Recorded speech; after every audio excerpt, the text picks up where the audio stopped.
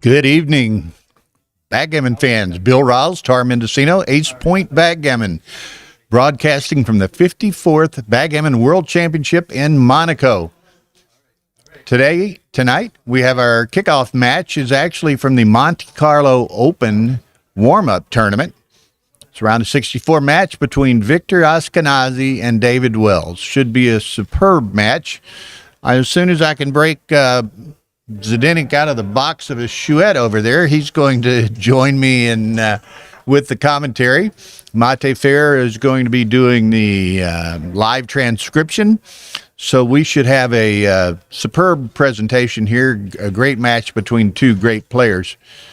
And perhaps y'all are all familiar. Victor Ashkenazi, one of the best players in the world, has been, I haven't looked lately, but he has been at the top or near the top of the Galaxy, Backgammon Galaxy server rankings. David Wells doesn't play as much as many, but I'll assure you he's a very well-respected player amongst the elite players of the world. So this should be a treat. We're getting a couple of people together here. Mate is, as he typically does, doing a bunch of recording of matches for players, and he's getting those recording stations set up and going, and then he will join us. I think Victor's already in the room. David, you can see finishing up a phone call right behind me over my, that's my right shoulder. I guess he's over my left shoulder. So. MONTE-CARLO Open players, what's going on? Yeah, we've got, again, this is the Monte-Carlo Open warm-up tournament. There were 90 players started this tournament.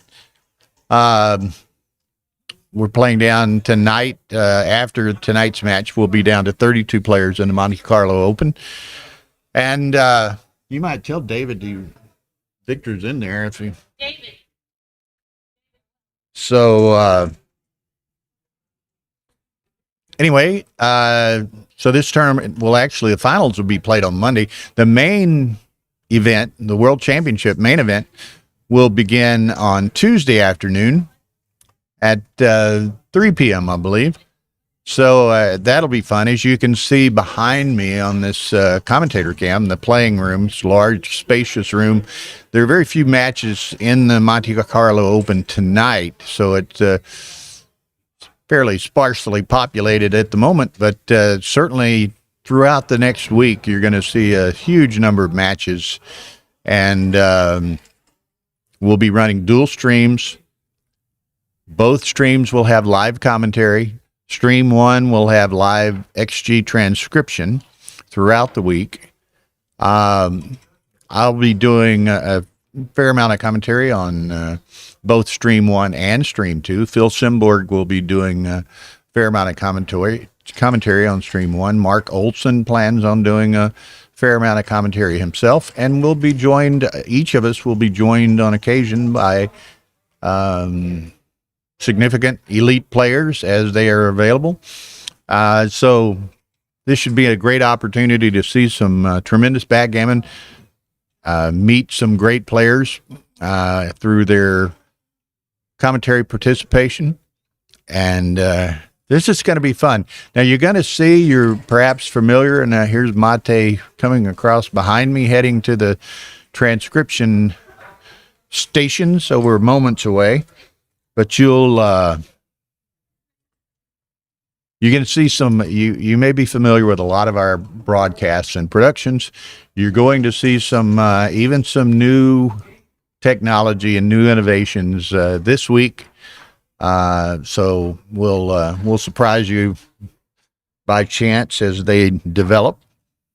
And it's kind of funny, looking at the chat line, and again, I'll always mention, I try to run a real interactive commentary, keep you abreast of what's going on with the match, obviously, and with the tournament, but also follow the chat line. So, if you have questions, comments, suggestions, critiques, whatever, feel free to type it into the chat line, and we'll address address you as we can. It's kind of interesting. Ian and Justin are kind of debating over some, some odds here, and perhaps putting a little cash on this match. And as you can see, several people talking here. Victor is Victor, who inarguably is probably one of the top 5 players in the world, and David Wells is, albeit not as well known, but he is a great player. As you can see, Justin Knoll, who's very good, and Andy and Terry, they're both talking about, David's a strong player. He's a monster, Justin says, a cash game specialist, Ian says. So some great backgammon action ahead of us here. This is going to be a great kickoff match, and we're getting ready to go. Already great. We've already got 166 people watching this stream. Tara's in there, and we should be switching to the match any moment now. Everyone is in place and in the room. They play streamed matches or in a private room here, so they can't hear anything that's going on in the playing room or from the commentators and the commentary. We have, as you can see behind me a little bit, that's part of the theater seating that's in front of a large projection screen. That stream 1 is shown on the projection screen, and here we are. You can see we're going to be playing on a beautiful Backgammon Galaxy Monte-Carlo board is the name of it. And here we go. Victor on the bottom playing the black checkers. David on the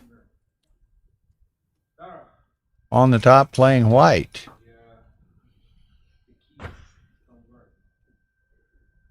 All right, a little bit of a pause here. I'm not sure why. No glare dice are in the house. That is correct. Reese, our no glare dice that we feature in all of our productions, and it's funny because no one. Okay, Victor, there's Mate's getting the transcription going. Perhaps there was just a brief delay associated with that. So No worries. So I had 4-5. Victor had the 5-4 down and split. Okay, I was just told the speaker's real low on the projection screen. Tara's listening to me, perhaps. So when she gets the opportunity to come out here and turn the speaker up, maybe she will do so. So anyway, it's we're off and running. Mate doing this transcription, so that'll be cool. I'm trying to follow the. You're right, Mick Larson. Tara, if you can hear me, the clock is set for 18s, and it's a 11-point match. So we need to get that corrected.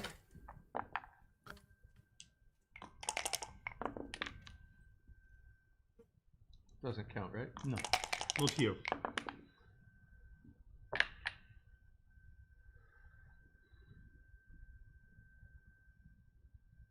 I'm going to stick my head in there 1 second to make sure that's corrected quickly.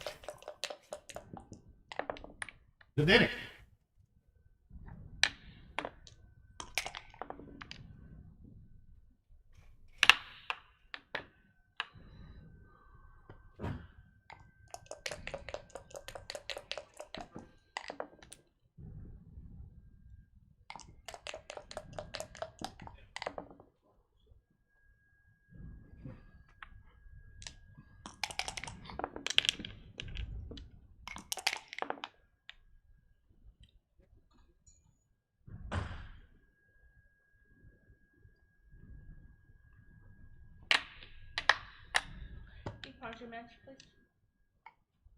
Okay, I don't know what happened. She said it at 22. Perhaps one of them 18 minutes. somehow reset it to 18 starting. Okay. I'm going to. But You want to just go from. a little first match glitch here. I don't know what happened to the clock. It's close enough that okay, there it is, 22. They each only burned about 10 seconds, so not they'll just overlook that and play on. Okay, so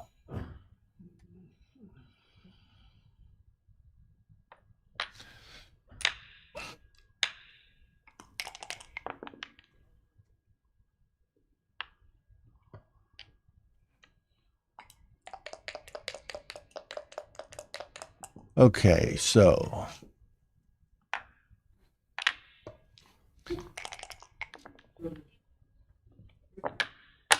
huh? Victory just started at 22. Yeah. He said you can't hear on the speaker at all. So No, but you know, there's only so much I can do. okay, so apologize, a few little distractions getting started here. Hopefully,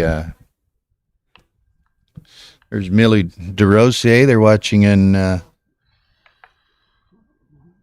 Lake Charles, Louisiana. Hannah, my little apprentice and commentator. Too bad Hannah's not here. Millie, y'all going to have to break down and bring her to this experience sometimes. And Doobie finally made it to Monte Carlo. They're in Beausoleil. So anyway, Victor's in the air, has escaped one checker, but David has a 4-point board, has a 2-1 to play. Victor hasn't gotten much done as far as any movement or structure on his own.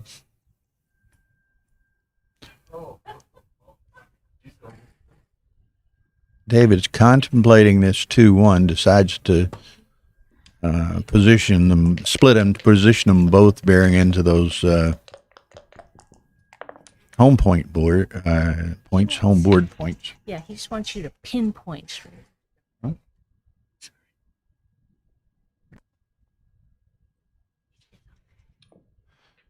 Okay, deuces by Victor. He comes in and makes the 4-point.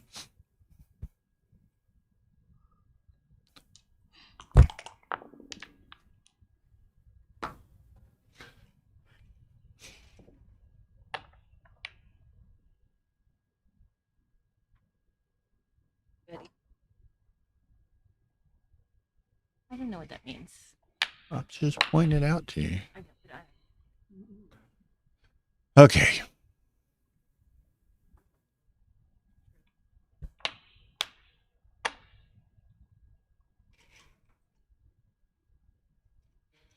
So a shift, putting Victor back in the air and a 4-point board.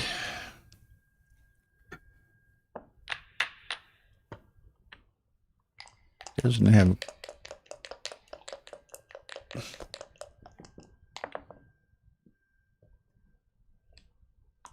dancing. Now, when no double take is the fairly substantial no double, but David's contemplating what his potential might be here. Again, he doesn't have all the ammo necessary to fill that 3 and 4 point. Victor, you know, is 55% favorite to come in at any point. Victor has no buried checkers, has you know, a fair amount of potential of building a board in his own right, and David, it appears, is well, he was shaking his checkers like he had decided not to double and was to proceed, but he's still not convinced himself, and he plays on. Makes the 4-point. So now he might have more to think about. Victor seriously needs a 3, gets the 3. So now what's the 5? Going to come down, I suspect. He doesn't want to bring that guy out and expose him to getting hit unnecessarily. David does have to play his next roll, so Victor may have a shot at David. Okay, he runs with the 4-5. Victor needs an 8. Doesn't get it. Now this is interesting. He's going to make the 2-point, which is constructive, but reduces his flexibility on the next roll. Set of 6s will definitely work. Moves a lot of freight and makes a blocking point. Victor 3s, he can, he's probably, And that was, I noticed David's at 3.56 now. That was obviously a double on the prior roll that he didn't send it.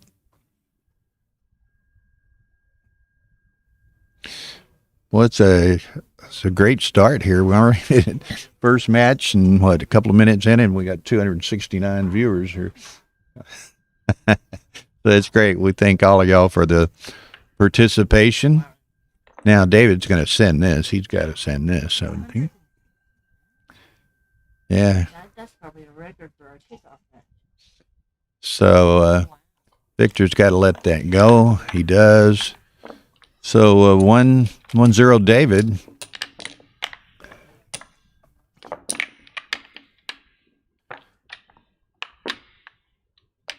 Okay. 6-1 for David now. As you can see, and we do appreciate Mate doing the transcription there. We're going to have a permanent transcriber in beginning Monday. Aviv Ziva, who did all the transcription at last year's World Championship, is going to be coming into town and will be doing the majority of the transcription. Mate will on occasion give some relief to Aviv. Double 5s, that'll work. 2 in the air. Victor needs to get in. It's almost probably too strong now if for David. David would play on unless Victor makes a great roll here. David sends it. I thought he might play on, but I think Victor's got to let that go. Yes, a double and pass.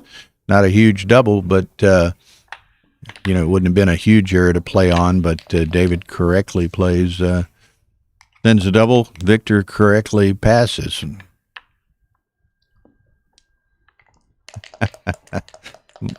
Michael Craig is sitting over here behind us. Krakus, I guess it is. He's watching on the projection screen, and he's in the chat room here. So, hello, sir. Hi to Pat Clement, I'm not sure. But glad you've joined us. Got Tara sitting here next to us on the on the commentator cam. She'll doubtlessly, you can see she got her phone in her hand. She can manipulate a lot of the camera views and whatever remotely with her phone. So that's you're going to see more of that procedures as the week goes by here. She can do essentially anything and everything associated with the production from her phone remotely. Now you'll notice, and I meant to mention here earlier, didn't you notice David put a die on a checker a set ago. Die on checker is not valid here. Legal moves is not valid here. So it's responsible moves. So it's kind of old school backgammon in those regards, which is fine. All the players are aware of the applicable rules. David's got a set of 6s here. Now, obviously, he's going to be counting. It's 18-8. Okay. Or it's a 6-4, actually. I apologize. Here we go. 4-1 for Victor. He's going to come up. I agree, Olson. Can someone correct the score? I think the score is correct. It's 2-0. Victor's dropped two cubes.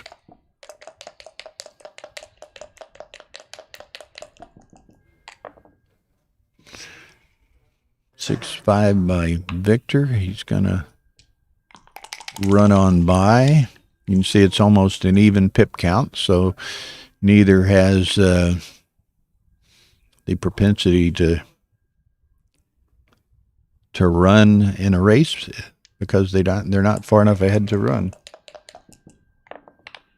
Victor was born in Moscow, I believe. Lived in Moscow, went to the university in Moscow, and then some 20-odd years ago came to the States and lives in the greater New York City area. He lives in Jersey City, actually, but at one point he was a VP or executive VP with Goldman Sachs in New York City. I think David, as we're on locations and so forth, is, I believe, a resident of the Bay Area in California. Double take. Victor is contemplating that. He has a 17 pip racing lead. He's got 3 points. He correctly sends it. That's a big take. We'll see if David's inclined to do so. I'm not sure. Yair, whoever. I think he is of Jewish heritage. It's about as much as I know.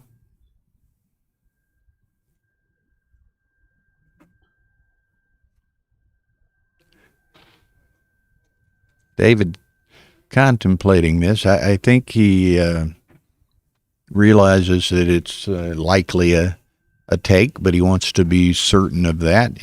When you're playing Victor Ashkenazi, you don't want to make huge errors because you're probably going to pay for them. Gaz is in the house. Hey, Gaz predicts a pass. Are you going to make it over here this week, Gaz, or are you going to miss this year? Now, as you can see, I mean, again, this is 11-point match, 22-minute bank. Neither player has burned much time, but neither player is, they play relatively quickly, but they're not afraid to use the time when it's requisite for an important decision. And of course, this is, even though it's early in the match, it's a very significant decision. David's got a 2-0 lead. He doesn't want to frivolously take a cube, but it is a big take.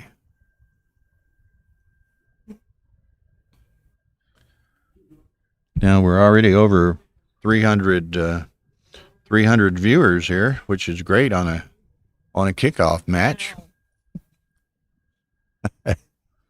That's kind of interesting. I mean, if David were to come in, well, Victor first gets to obviously play and perhaps make a fourth point, but he has 10 in the zone. And if David comes in, David's got some nice structure working on his side. 2 points, a lot of building flexibility should he get that opportunity. David takes it,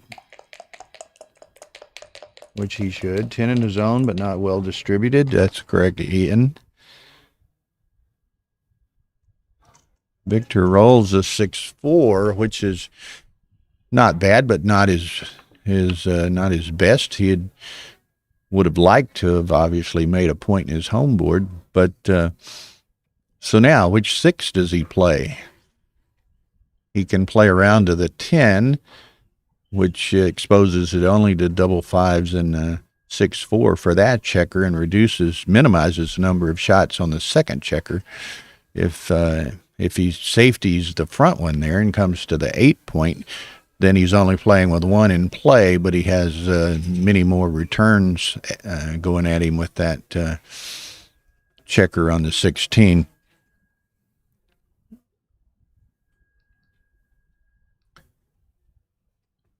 So it's actually 18, 14, 16, 10, which plays with the two checkers. So, okay, Victor chooses to do the other. It's not a huge error at all. But, of course, as we see, that was Victor's first error of the night, which takes him to 0-2-6. David does fan. Another 6-4 by Victor. So,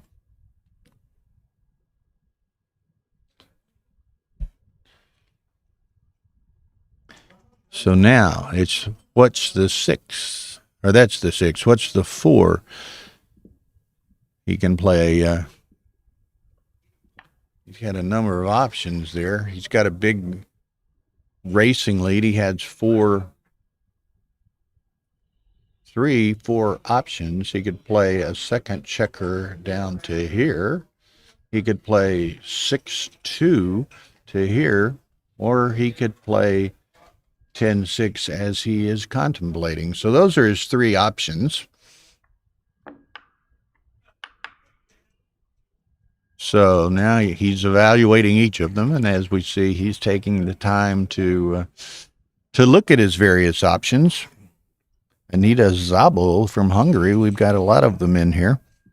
Okay, so Victor plays 2 down, which is, again, I didn't look at the options, but I believe it was it was correct too, so I guess. So David needs to enter as Victor's really got the ammo lined up here. There's a 5-3. He gets it in, but Victor still has 4 checkers bearing on that point.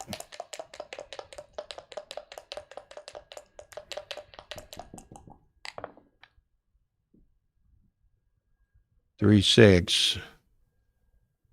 So this is an interesting one for me. Victor's got a big racing lead, so he decides not to jeopardize that. Now,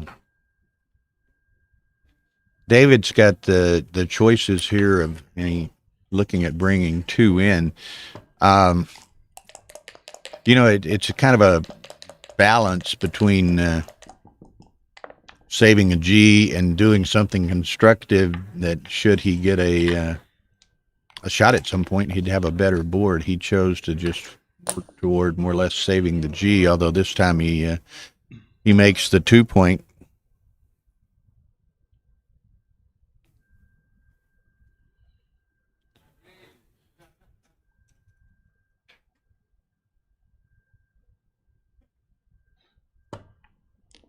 Okay.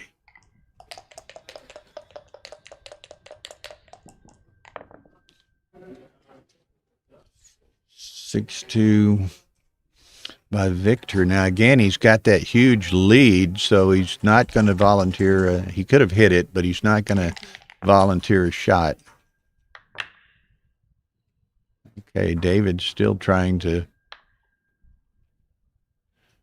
balance, bringing checkers in and increasing his flexibility by positioning a few additional builders.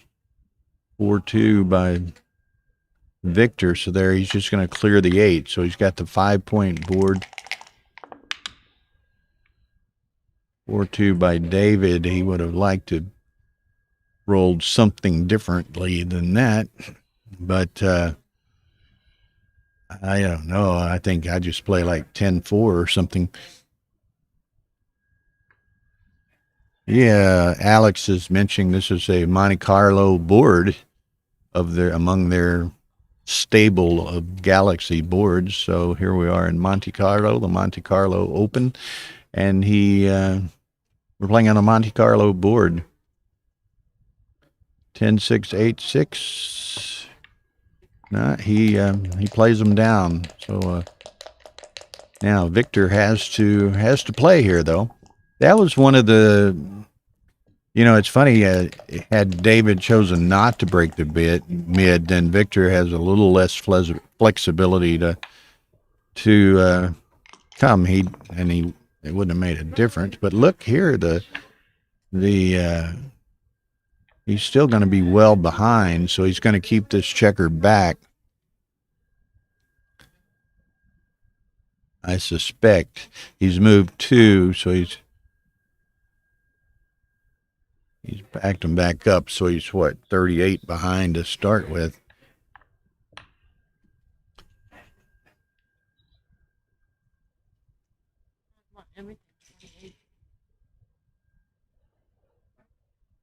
Yeah, so he'd be 14 down. He's probably going to, there are, not too many possibilities of, I guess there's no possibilities initially of Victor leaving a direct shot, but, he might have to leave the indirect where you roll. Well, again, where you roll a 5-3 as an example, he might be disinclined to hit because David would have a return, and David's built up a pretty good board. So,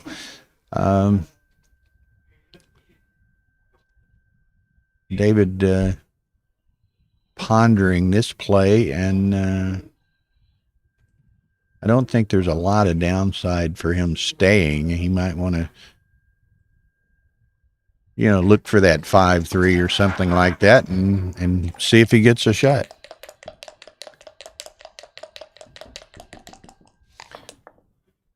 (4-1), so that's a pick and pass. So puts a little bit more pressure on David here. 6-4 brings that home. 5-6, so it's just a straight race, and Victor's up by 23. Would be most unlikely to have this go south on him. But David's in the hunt. A nice large set, and he would be right in there. Hello from India.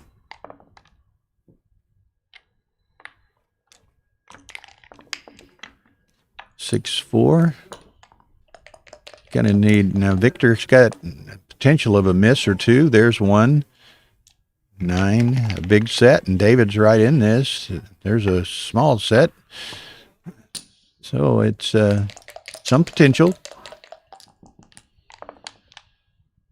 3-1. Gonna take the 2 off, I would think.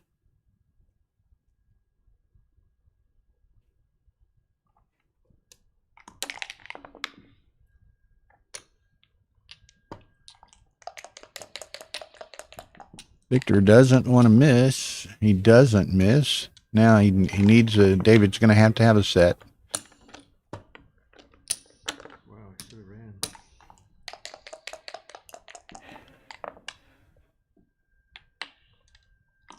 Okay. Now David's going to have perhaps one shake, so he'll try to position himself to this, and 4s or better will work if Victor doesn't roll a set to preclude him that opportunity. 5-1. So we have a 2-2 score of a 9-point match, and as we might have anticipated, 3 games into a match here, Victor's playing 0-1-7 and David 2-2-3. So perhaps not at all surprising, but these are 2 stellar players.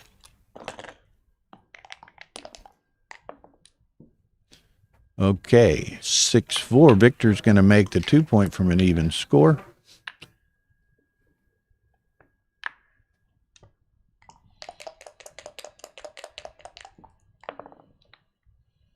Set of 5s. So he can make the immediate 4-point board, hitting off the ace. Now, David probably got 2 rolls to get in. There's one. Then on the first, Victor just doesn't have the... He's got a big racing lead, but I don't think he has the positional advantage to double at this point. We appreciate everybody in. This is a kickoff match, and we're up to 340 viewers on a Saturday night in Monaco, so we certainly appreciate everybody watching. And we'd like to obviously express our appreciation for this great tournament, and the Galaxy organization obviously now owns and operates, or I'm not sure the precise terms, but the Backgammon World Championship. And of course, we're streaming on their channel and playing on their boards, and they're putting on a great show for everyone. 6-2, so obviously Victor can hit. Now it's the 6.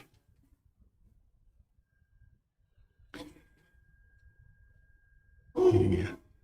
XG wants him to come out. We'll see what come out with the same checker. Now we'll see what Victor decides he wants to do. Hey, Narby Goldman.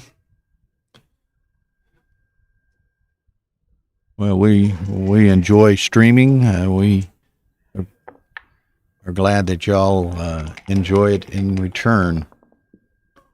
We've got what's today? Saturday. So we've got 8 full days of streaming ahead of us here. So y'all settle in, buy some groceries, buy some liquid refreshment, and get ready for nonstop backgammon for the next 8 days. Okay, there's a yeah, I did mention earlier that we're only running one stream tonight, but we'll have for the remainder 8 more days, we'll have dual streams, 2 streams, dual commentary. They'll each be commentated. Stream 1 will always have the XG feed. Stream 2 will have commentary but no XG feed. Between Mark Olson, Phil Simborg, and myself will generally host all of the streamed matches, and we will, as we can, employ guest commentators, elite guest commentators, to add their input and perspective and what have you to the matches. So this should be fun.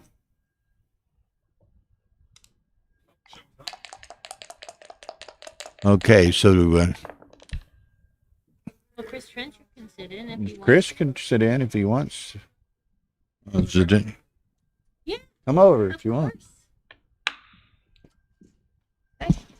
Well, Zdeněk is consumed with his chouette over there, so we're going to get Chris Trencher from New York City to sit in and join us. A great player in his own right, and certainly quite familiar with Victor, and maybe not so much with David, but you know him. Victor and I have played so many times. I think we know each other's games better than we know our own.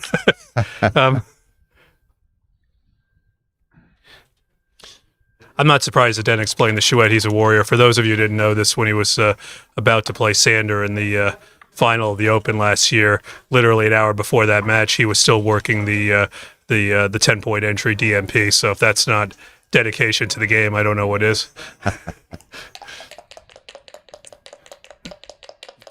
So it's 2-2.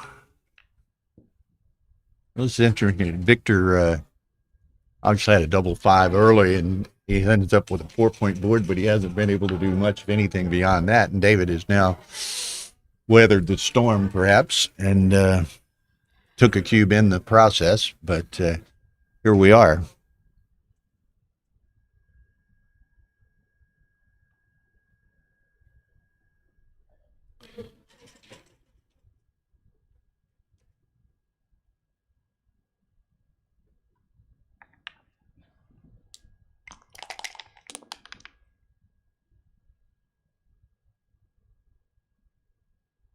And David's not as well known, maybe because he doesn't play as many tournaments, but he's quite a great player. He's an outstanding player, and he is certainly one of the very best cash players in the world, easily in the top 5 and maybe higher than that. He's just some stories I can't really share on here, but he's played in some big games and done very well. So this was actually, I didn't like this play that Victor made coming out with the 3 originally, because I think in general with these types of positions you want to get hit inside rather than outside, because the risk to David of getting hit is enormous. But I now see the thought that I think that Victor went through is because he can't play 6s off the 21. When David hits with a 6 now, in most cases his other number is not convenient, because David didn't have a good 2 to hit, a good 3 to hit, a good 4, a good 5. He's got to create a number of blots hit if he hits with a hard 6 here. And so I think that was actually a very astute play by Victor, which I didn't immediately appreciate, but now I do.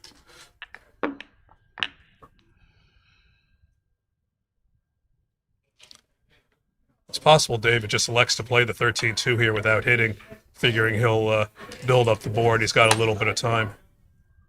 Okay, so he does. But he does risk. He does hit, which is a little bit of an error.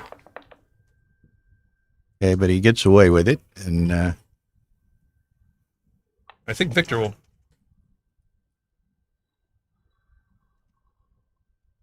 I think he steps up. Yeah, keep the additional It's actually flexibility. He was supposed to come in on the ace and give David some more awkward numbers where the 6s and 4s that cover.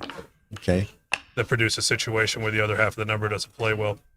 He gets another shot.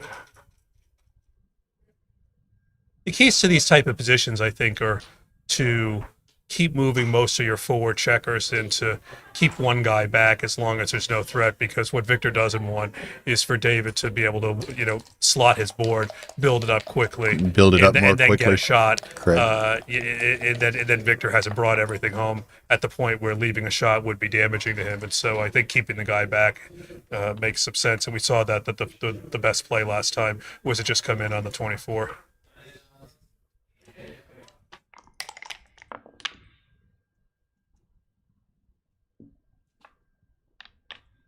All right, so David's got 1 point made. That's good.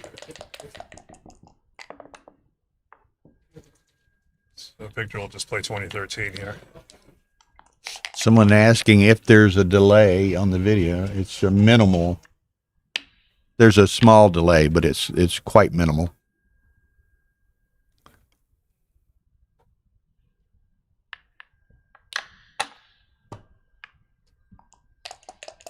Okay, now David's in a position to do some nice construction if Victor were to miss here.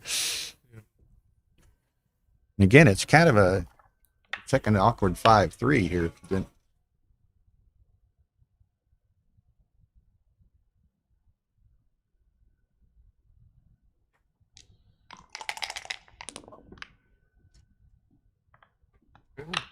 Okay, so as we anticipated with those builders, David's got a nice home board under construction here. And Victor doesn't have too much playing flexibility. David's now got a few very strong numbers: 1-1, 1-3, 3-2, 1-2, 5-3, 5-1. 6 is not good, of course. But Victor's got a lot of work to do to clear those all of those checkers. Although David's doesn't have a lot of timing to hold either. Yeah. If David rolls a 6 here, he can't hold the structure, and now he can just race. So what's the race? Okay. 39, 69, 87. All right. So Victor has 99. David has. Yeah, the counts are on. That. David has 96. Yeah. Oh, no, David has 52.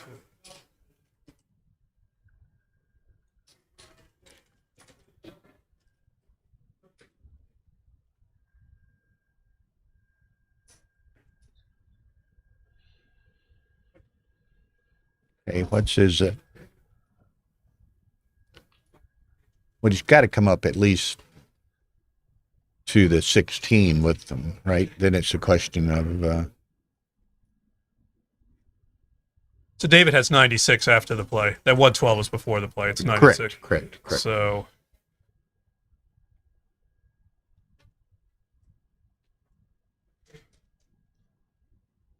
Like we I don't think he has much of a choice, because if he were to just make the 5-point with the two guys on the mid, then he's going to start burying checkers.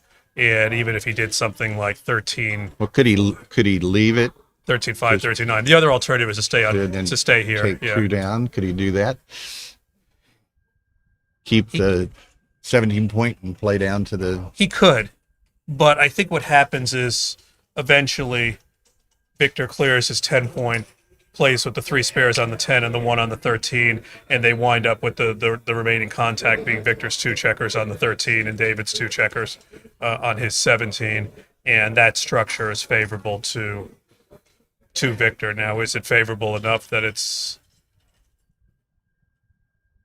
Is it a big? Is it a huge edge? No, but if I'm David and I'm holding the cube here, I'm just perfectly happy to race in an even race. He's up. He's up 3, so this is going to be very close to 50%. Yeah, 49.3%. 49.3 with the, Yeah. and the other one is.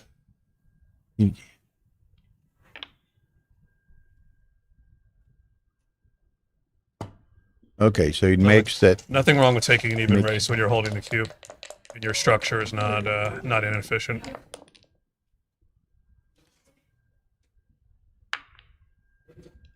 And as I mentioned earlier, these guys are experienced enough in all their. I mean, that was a critical decision. They're not. Neither are afraid to burn a little time on the critical decisions in a match. And, not that either's in time trouble, but they, they're deliberate when necessary. Yeah. And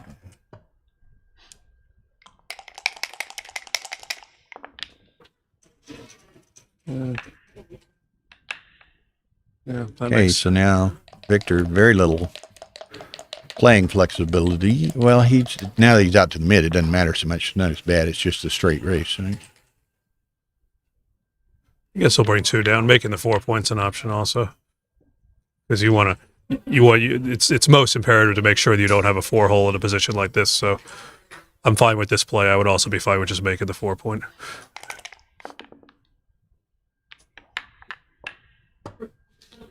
Okay, so almost dead even race here.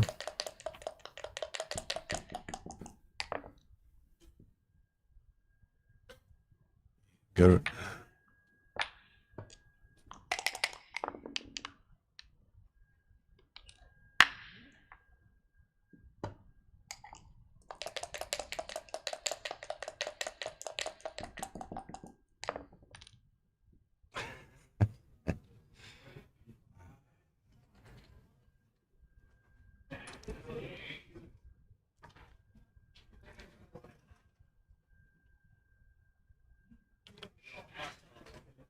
Almost to answer one person's question about David wearing earphones, that's not unusual. I think there is a bit of delay, and I don't think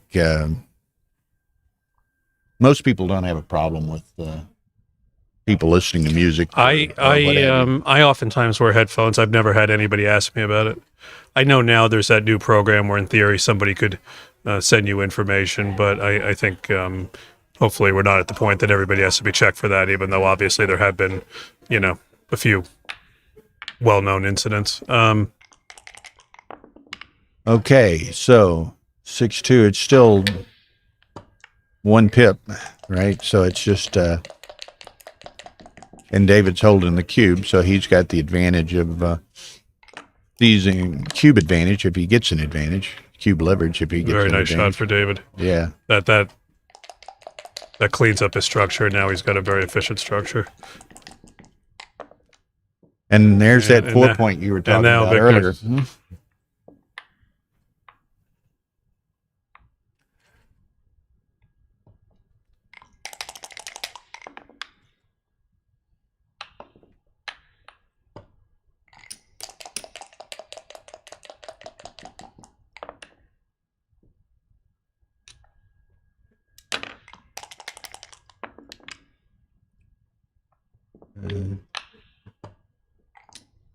Still, neither gets shake to seize an advantage here.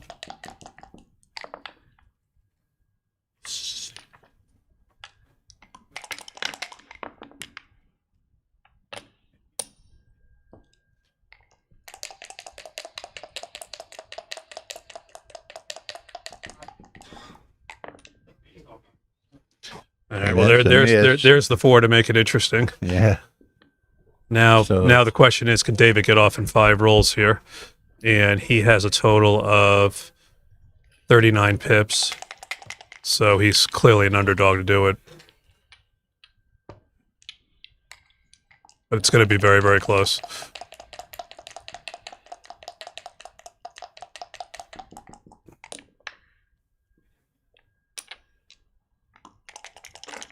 Okay, he needs something soon.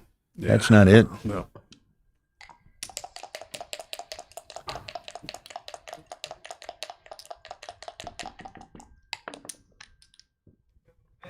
Two, 5. David needs a big set sometime. Yeah, That's a start. That's a medium big set. Medium big set. So now,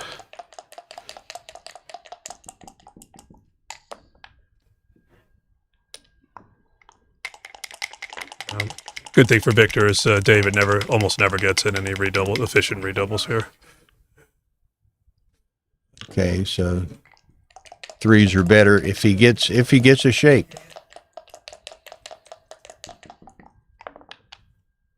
He doesn't. Yeah. So okay. There's Manny Olzinko in the house. And again, Tara, we're over 400 viewers now. Manny is here. And all of you know that if you could spell his name properly and pronounce it properly, there's a special prize for you. Free entry to the main. Free entry to the main event. First one to spell his name properly and pronounce it properly will win that.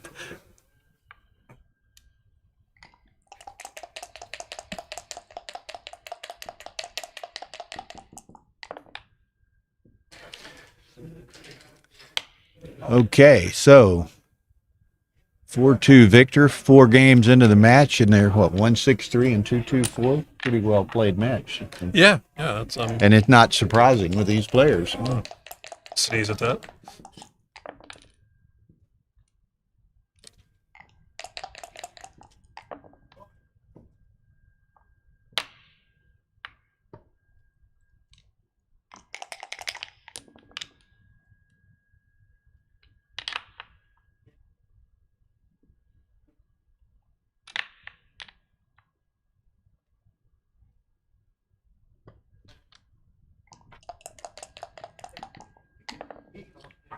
There's a nice roll.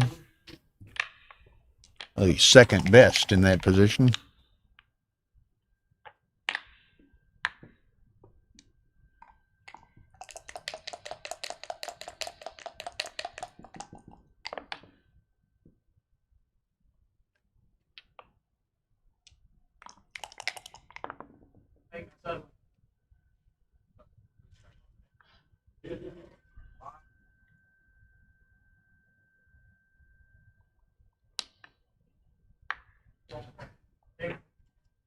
Guess he's got to bring the 6 down. 6. He could come 6 out, but that's an awfully big play.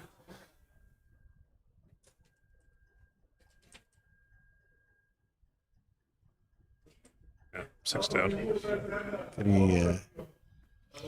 Yeah, 2 down to right. Out's not hugely wrong, no.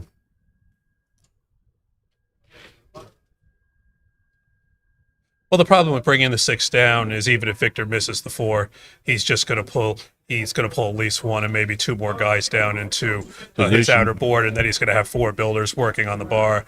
And the threat to make the bar next time may itself lead to an effective cube turn. So, the issue isn't getting hit; it's figuring out how to prevent Victor from making the bar in the next few rolls.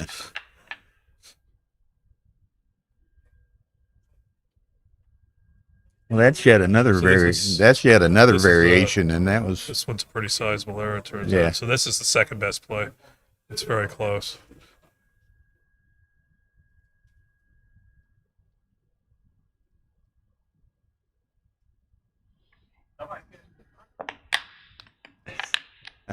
I like that story, Grant Hoffman.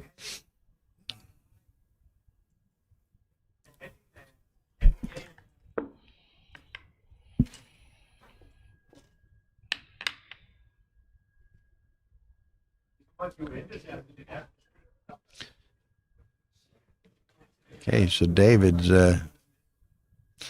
contemplating. He's uncertain with his 6-4. Guess the four is obvious, right? And it's just I mean, I think a matter of which he settled in on the two best plays. He quickly rejected out in 9-5, so it's just a question of which of the top two plays he's going to take. And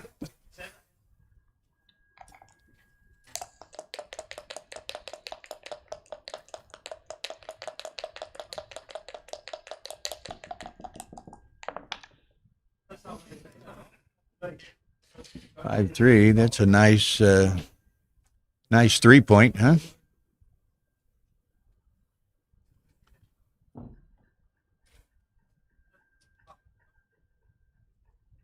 I guess he's thinking about the hit. No, he's doing that.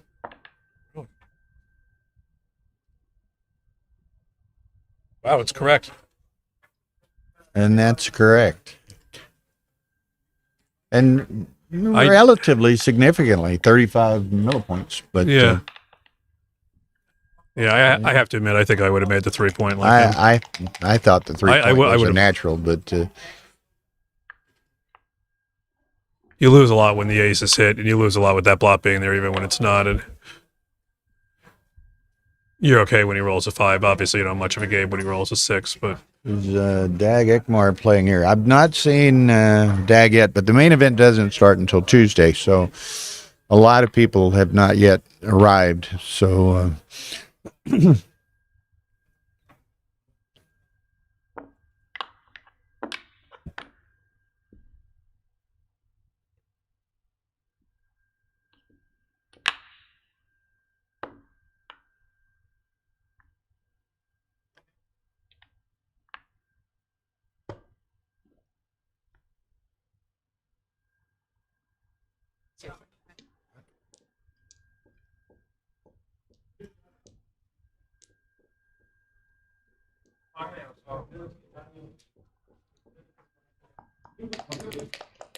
Yeah, it's basically an optional double here. Tiny double. yeah.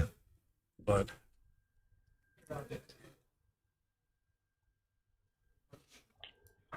Does he shift? He shifts, he plays the 9, right? Yeah.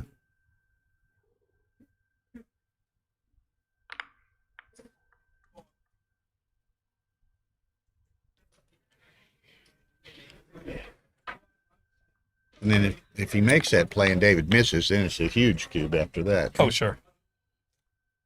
Let's see.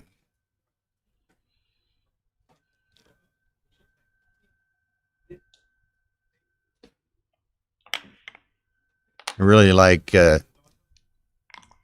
Mate's transcribing. He does a lot of like double plus Huge analyses shot. on Huge shot for David. comes Yeah. in, ties those two up, and now even if Victor attacks the blots, he's a long way from a double because there's no more meat to chew on. So I think he has to hit here. Has to 13-2. hit, so there's no real choice. So it's got to be 13-2, yeah. Yeah. So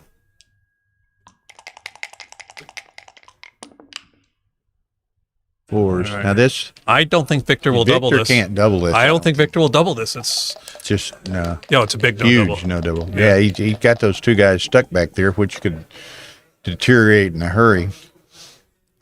So And then you got to play to the 6, huh? To have a second builder bearing direct on the deuce. Well, XG wants him to come all the way out, but by a wide margin. yeah.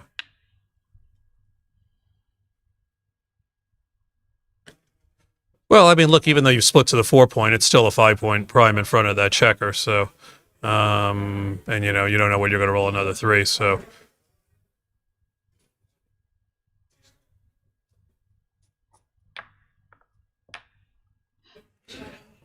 now I do think that if Victor plays out and David fans again, I think he may then have a double. Mm-hmm. But this might even still be too ambitious. Okay. Let's so see, is it a double now? Maybe he's Yeah, it is double now. take. Okay. Yeah, he doesn't. He's gotten one of those guys out, so he's Yeah. not Yeah. quite as burdened. Yeah.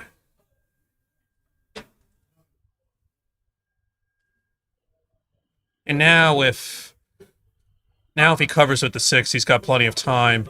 And if he doesn't roll a 6, but he rolls a 4, he can play 22-18 and bring the spare into range. And then even if David hits the 2, Victor's far ahead in the race, and David's still got to get that checker out. And so now Victor is in a much better position to carry out the full attack, if Full you will. assault, Attack, yeah. if you will. And even if it fails because David rolls a 2 with those guys being out on the bar, he's in a much stronger position, and he'll have plenty of So there it is. racing equity that you can realize. So yeah, this is a good double.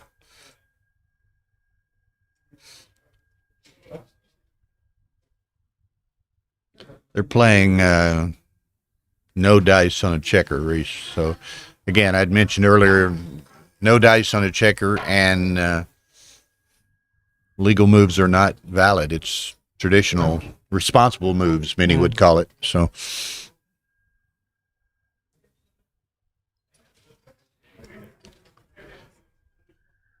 and as David contemplates this, I'll relate. It's kind of interesting. I watched Victor's prior match. And it's interesting.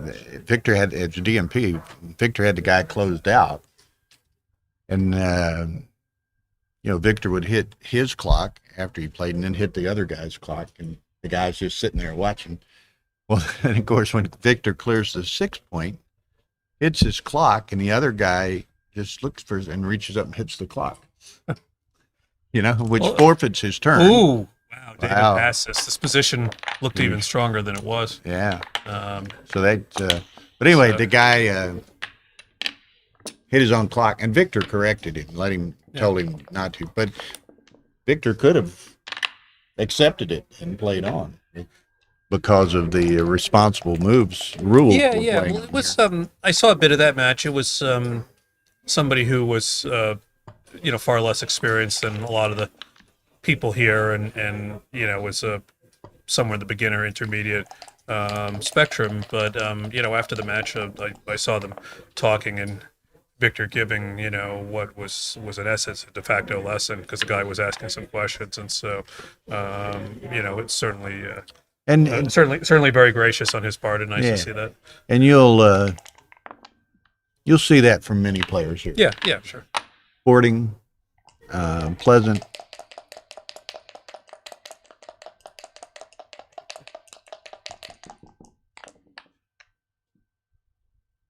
Just come on up to the 22 here. Yep.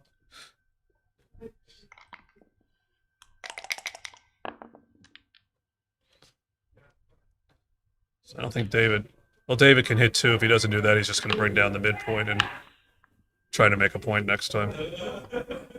I don't think there's any big rush here, because he's got the 2 guys reasonably well trapped, and Victor's not going to have any counterplay given his forward structure. Right. And this is and David has the forward anchor, 2 to protect himself. I think I'd just play 24-16 here, because 24-16. I don't know what you're going to do if you bring the 5 down. You're not. I think slotting it's too big. Playing 6-3 doesn't make any sense. You might as well just do that. Try to force some contact, or just if David doesn't makes a point, instead of hitting him, come out next time. But David rolls a good number, unfortunately for Victor.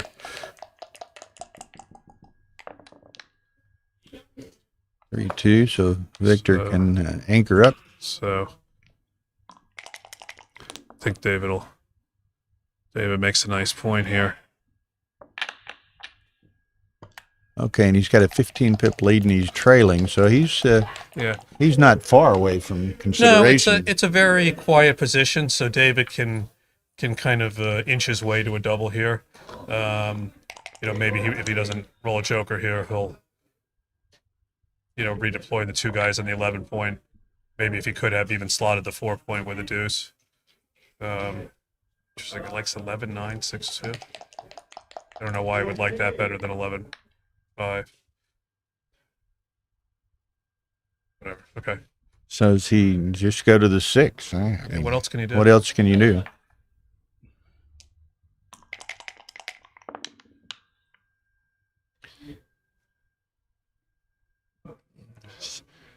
So he goes to 2. Yeah. Kind of almost, they weren't forced, but effectively forced the last two plays. So.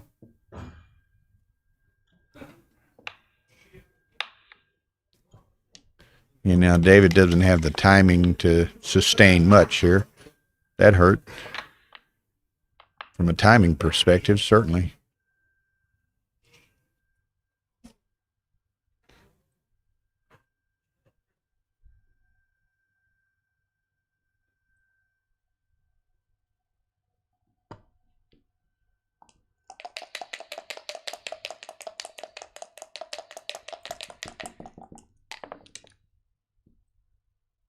He'll make the ace point here.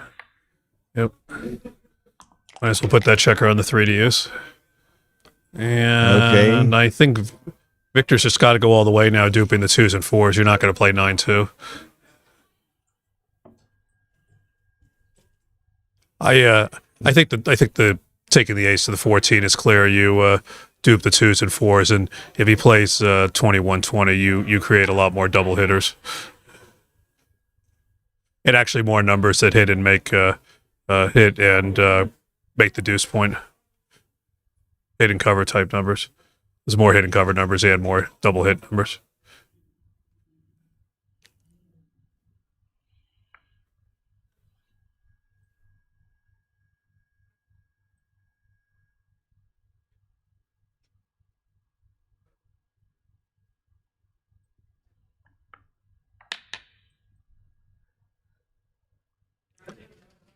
Now, I'm not, and I'm familiar with David. I know David, I haven't watched him play a lot, but he seems to be a fairly thorough and deliberate player, which is necessary, particularly against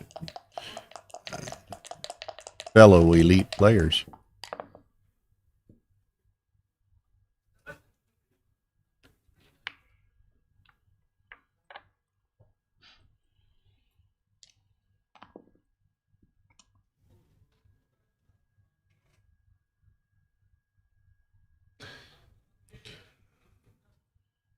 All right, so David's got a double or a small double. Small double.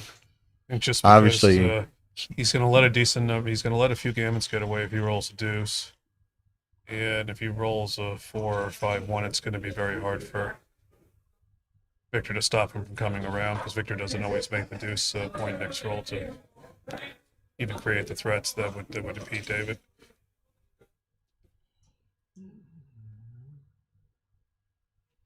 one of those situations, and you can see it's a huge take, but it's what I would call on occasion a pressure cube, in that David's trailing has a G-ish type position, but Victor has the anchor, and it's an easy take, obviously. So.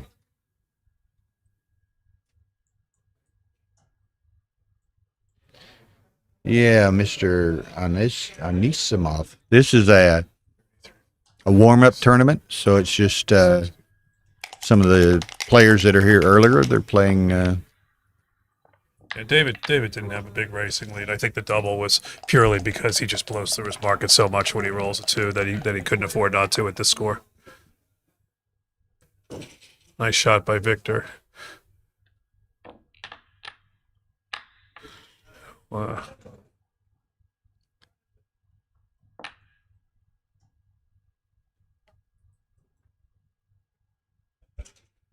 It's forcing.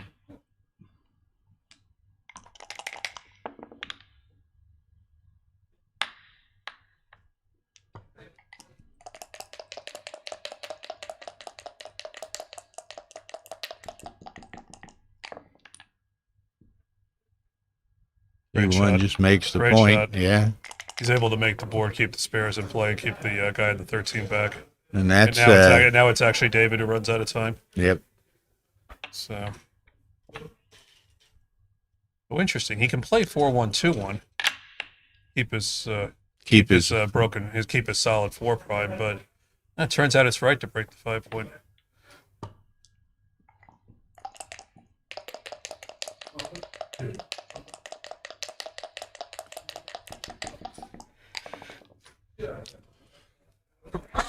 Excuse me.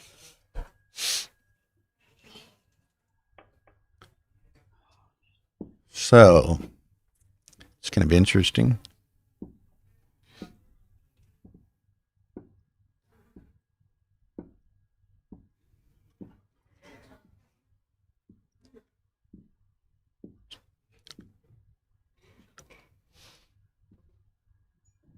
Come out with both is the right play, but of course, That's a very, very tough play to find. yeah, very. Yeah, I mean, there's the tempting thing is just to play the 13-11 plus 6-2 or 5-1. Right. Hope that Victor misses, or hope that David misses the 7, and then with anything other than a very small number, the 7, he's got to break some piece of his structure either. Yeah, He's this either, is just. it's it's the right play, but it's difficult to find because there's a 2 cube in play, and has some danger.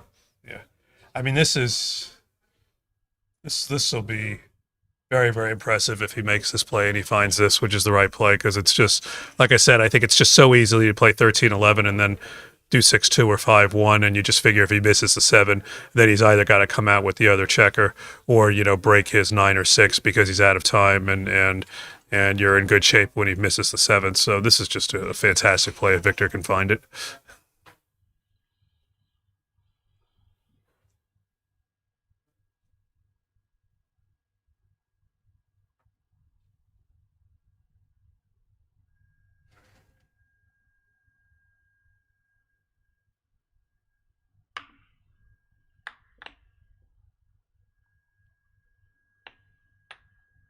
He's looking at both of those options, and that one. I don't think the 4 makes much difference. Questions whether you do one of these plays or you make the other play. Yeah, very little difference in those 2 plays, even by XG analysis. I just think the overwhelming majority of people would just make this play, the 2 down and then one of the 4s, because it just feels like you're in great shape when he doesn't roll a 7. So can he do it? Is he going to find this play and push that button? David's 2s are good. Some 9s. He has the inclination and he's and got thought that that's the right play. 4-1, 4-3. Well, it's just you hate to put checkers out of play. 6-2 or 5-1 is burning a checker. But you also hate to come off an anchor and expose yourself to attack when your opponent has a 4-point board. And a 2 cube with a. And you're holding a cube. You have a 3-point lead. Yeah. You are making the position much more volatile when you lead in the match and hold the cube. So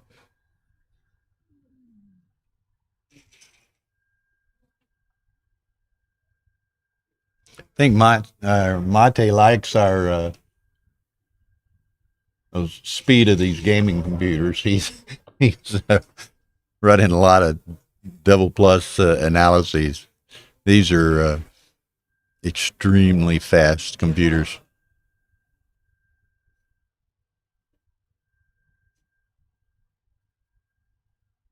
I feel like I'm in a discotheque watching them. Get up and do a little dance. We got the strobe lights going here. Is he going to do it? All Very right. nice. Bravo. Very nice. That's why Victor is Victor. It's such a tough play to find, and that's why that's why a lot of people don't want to make that play, is because this happens once in a while. But it's about the process, not the results. So kudos.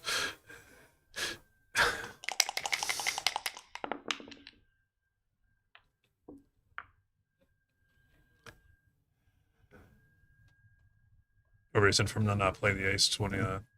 Yeah, I mean, no reason for him to not play 17, 16. He's not exposed. Double threes anyway. Right. What is that about? Gives a few more shots at the third checker, but you also just want to get home.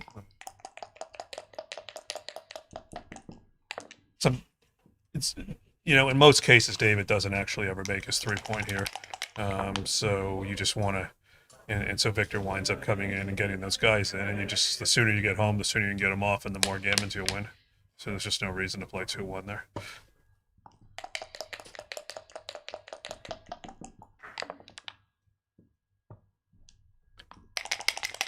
Okay, David wouldn't mind picking up the third checker, obviously. increases Maybe his, he plays 4-2 because he doesn't want to play 17-15 because that exposes Gives to him the the double threes, threes. yeah. But he just brings it down. I might have played your 4-2. Not put any more checkers behind the gap, or in front of the gap, rather. Okay. There's one of them. Let's not get this. So I don't think he's going to play 11-4, so he's just going to give up. I need the second guy, bring this guy around. Double fives and double sixes both play, so this makes sense.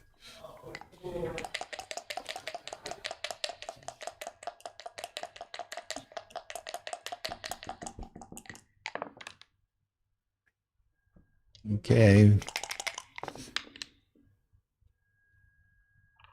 Okay. Yeah, I don't think it'll be right to hit here. I don't think you hit, no. Victor's got too strong a board.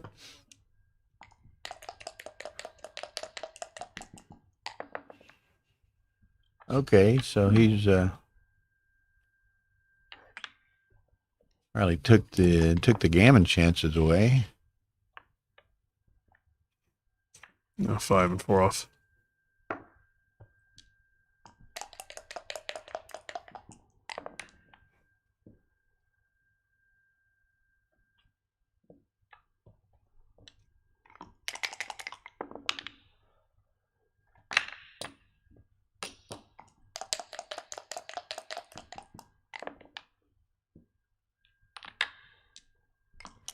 Well, nothing Victor could roll that would leave the shot, so but That's a bad number for David. He's got 5 on the top Yeah. 2 now, so there's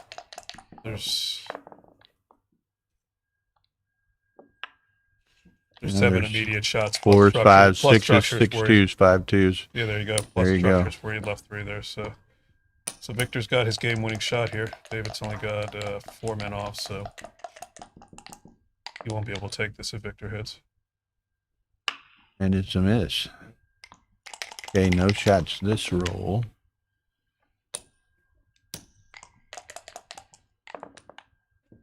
Gotta go. Okay, so Gonna be 5-4. 5-4. An extremely nice competitive match, and as you can see, Victor's at like 177 and David's at 275. So extremely well played match.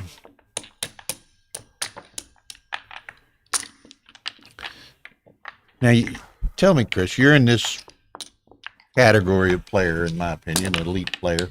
Is it, Not in my opinion, but thank you. do you find, is it easier to play a Victor or David as compared to a mid-level open player who might throw things at you that you don't expect? I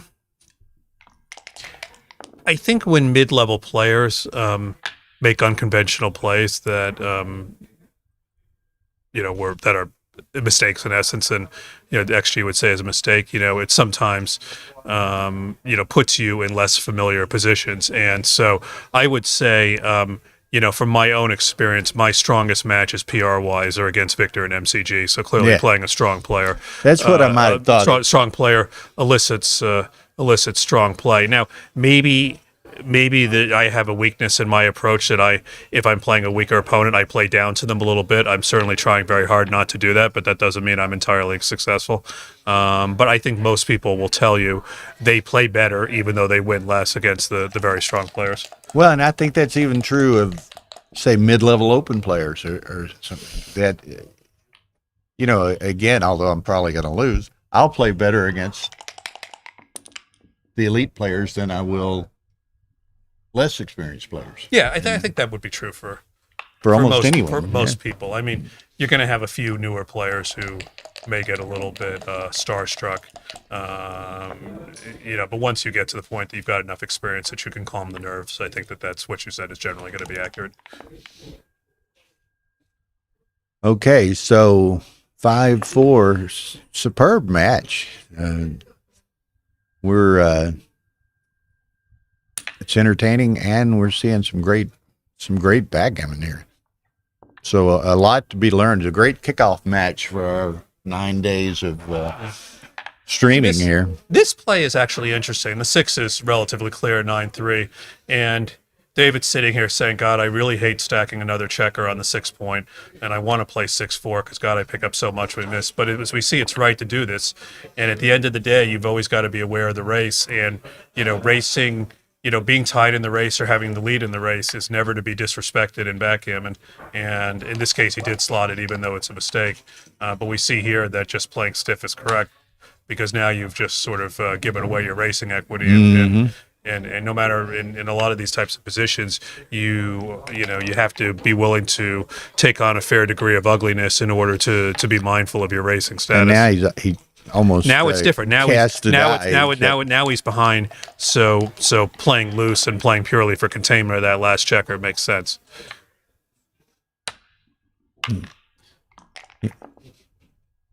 But you could see the wheels turning with David on that 6-2. He just couldn't bring himself to play 8-6.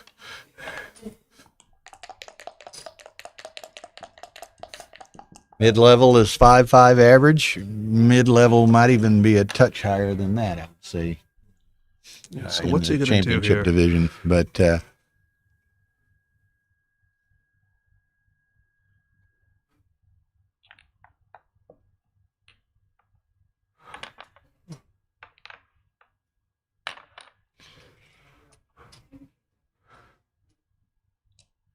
Nice play. I like that.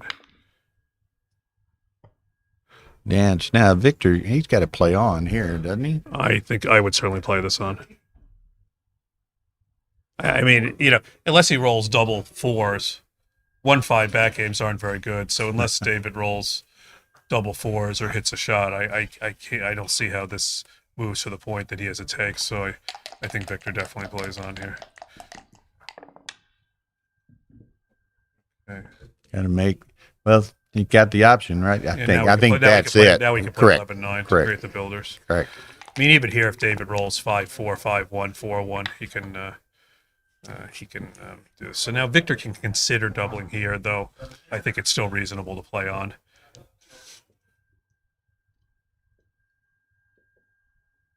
This is clearly not as good as last roll, so I think it's more of a decision now.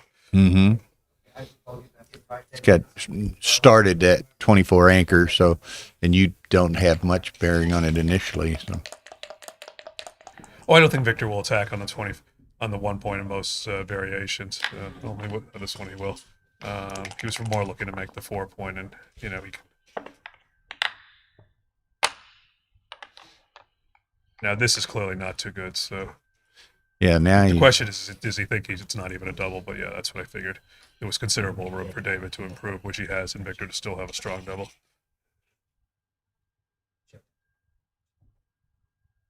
yeah, he double And pass. here we see it's still a big pass. So Give a short pause for 10 seconds. okay. After the game.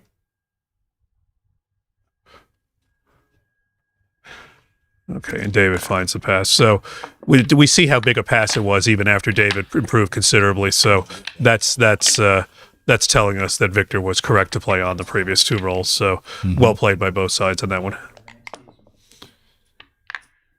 Give a short pause, please. Michi is in front of the house and he cannot. So we have a slight delay. Artist talking to the players about something. I don't know about what. He called me, he's waiting there, Yeah. so he has the key. Do we have any insight? Huh? So the cheek could get into a work. Oh, all right. Maybe stay here. Okay. With a All right. Oh, Nothing related. nothing related to The the delay had nothing to do with the game. All right, and now they're back on. All right. And so, like I said, very well played by both last time. It was still a big pass after considerable improvement by David. And the 4th. There it is.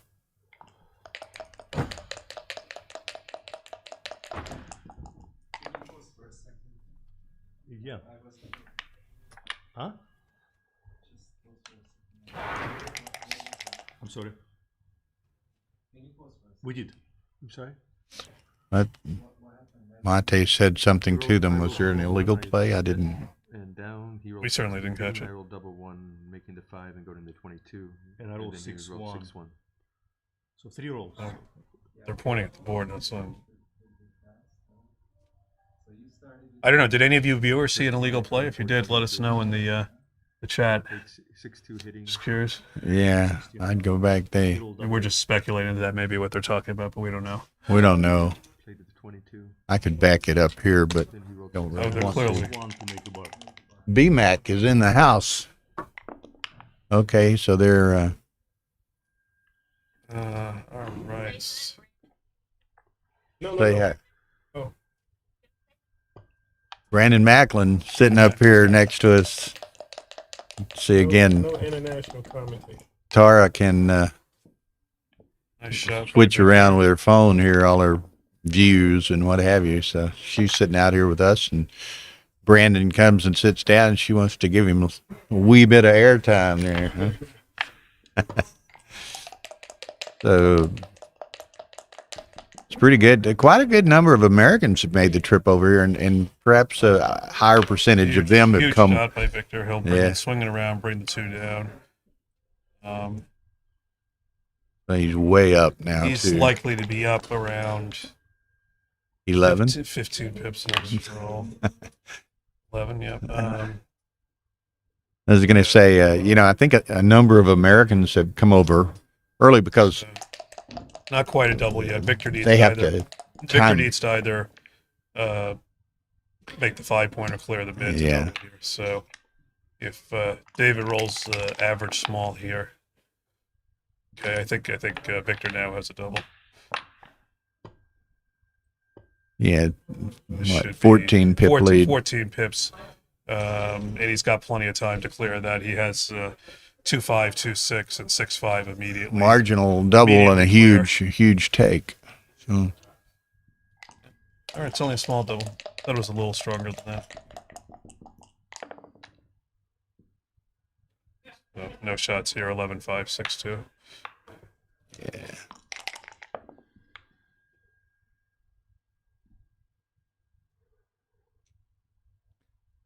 Saying maybe a lot of the Americans, or more of the Americans, higher percentage of the Americans come early just to time acclimate better, where many of the Why is he giving up Europeans his aren't midpoint here? I aren't don't faced like- with that. I don't like David giving up the midpoint here. I'm playing 11-5, 6. I'm doing that. Mhm. Yeah, Correctly. Yeah. it's not a big deal, but Not a huge I deal. think conceptually, it makes no sense to give up the midpoints you have to here. Who's handling the action? Patrick? Mate's doing the transcription. Yeah. And Chris and I were laughing. This is a super fast computer in Mate. No. They're Really about to make a legal play. running a lot of double Yeah, plus that's it. positions. No, God, so he's really enjoying that speed of that machine. I mean, That's the correct original. Thank you. All right, so he does clear it.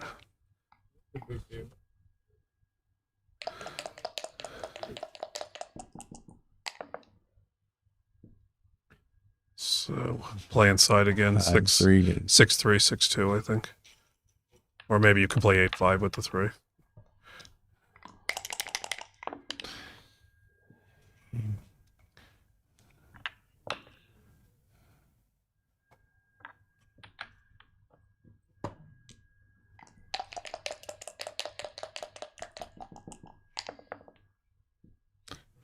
Okay, 3.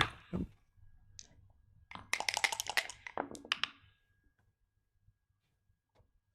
Three. No, Victor would just as soon not to have to leave that indirect with the board. Well, it seems like he's made the decision. He's not going to double in front of leaving the potential 9 shot, given the current lead in the race. He's gone. I bring it around. It's got to go. Yeah. The threat to the remaining blot aren't strong enough to leave 2, so to me, this one's pretty clear. Yeah.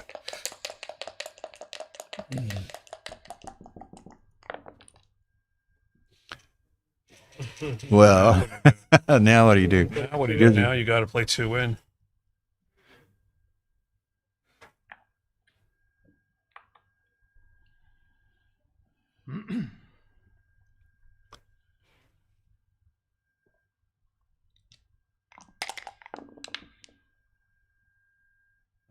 3. I think Ace and deuce. David huh? wants to stay. That can stay there for a few rolls now because Victor struck weakened us so much. I would play 6-1-5 too. Yeah, I would have kept the 6, but I would have played 6-1-5 too. Let's see Yeah. about that 5. yeah.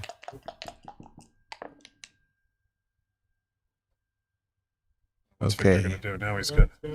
gotta give him a 9. You don't want to move that blockade in front of him, right? I don't know. Well, I don't know. Right? If you pick up that point, you've got some real horror shots next roll. 4-1, 4-2, 5-1, 3-1. We've got to break the inside. Ooh, gets the fly shot. Now David can play for Just the gammon, of which he'll win probably about 20% here. yeah, High teens, 20%. No. Victor's got 2 crossovers outside. no downside for a roll or two here. So just All right. Still too good. well, no. Are you, sir? Warren Holmes here. This is you, sir.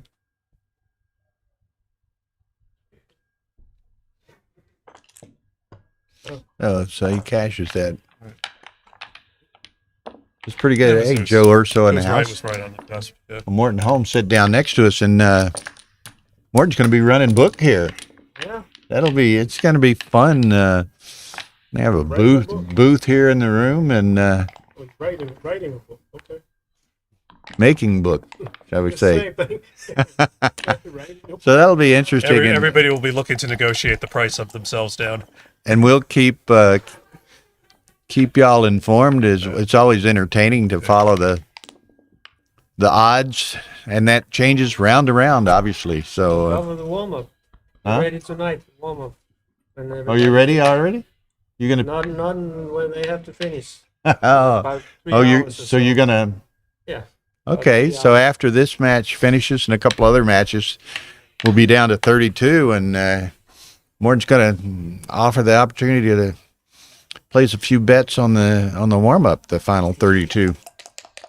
So we'll keep y'all You need a keep price- y'all you need a informed. price for euros and a price for dollars. Yeah, I'm working on that too. Okay. Just take the euro market and multiply it by about 1.2 for dollars. Now, it's kind of interesting, Chris, and both of these guys are very experienced, skilled players, can play with very little Yeah. time. But, we've got a fair amount of match left here, and David's down to, what was it, 115 or something? Victor's a bit better at 322, but time could become a consideration Yeah, absolutely. for David. Yeah, they've played half this match literally, and they've used 80% of the time. So we may, even with these two guys, we may see some time-induced misplay at the end. Is it any time better to make the 4-point there instead of the 5? So you guys take the 6 out. Sure.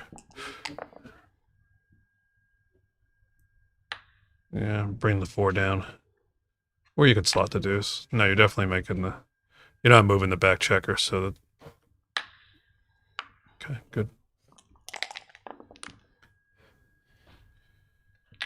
It's not a bad shot. Can clean this up. Now he's got a few strong numbers next time.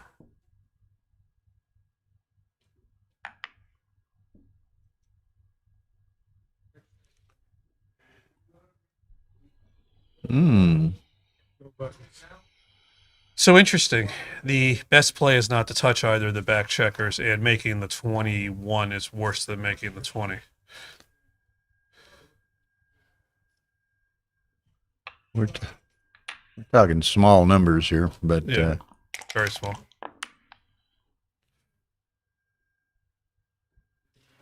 okay. Now, I think he has to do that. He can't really hit loose with the Victor's board developing as it is.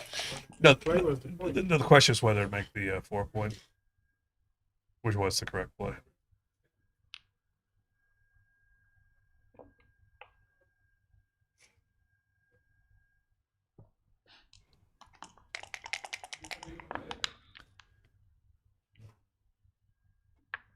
Yeah, we could continue on the same course. He could continue on the same course, but he's not that far up in the race. So. Certainly an argument for giving the 8 numbers.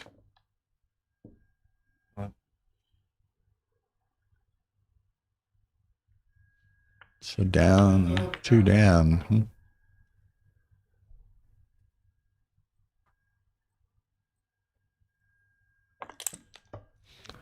Okay, 15 pip differential. David's down. 6. You have any I'm bet? okay with this personally. What's it? Double take. Yeah. Yeah, it's not surprising. Victor does take it, so good play by both. Nice shake.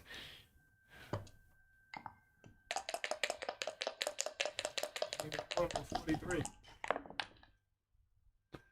66. So he'll definitely go now. You won't throw that back, will you? No. Slot the 3 in, bring it into the 4. Did he make me He's 14 up. favorite? No, Not anymore. David's best. So much for that.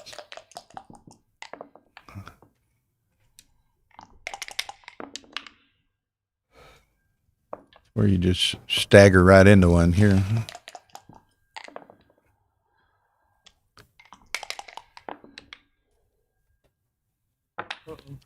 He's got to give it. Have to give it.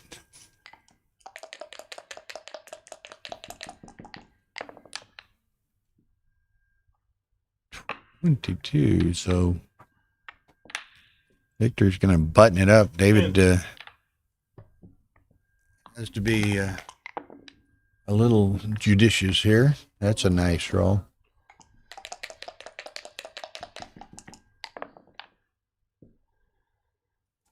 Maybe do it. All right. See you tomorrow. Yep. Good to see you. Okay, Martin. See Good you. to see you, man. Good work. Yeah. Hang in there. All right.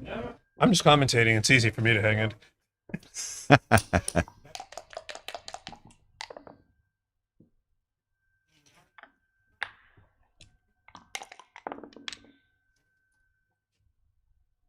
Yeah, close him out here. Yeah. Just give him the risk of 2 numbers.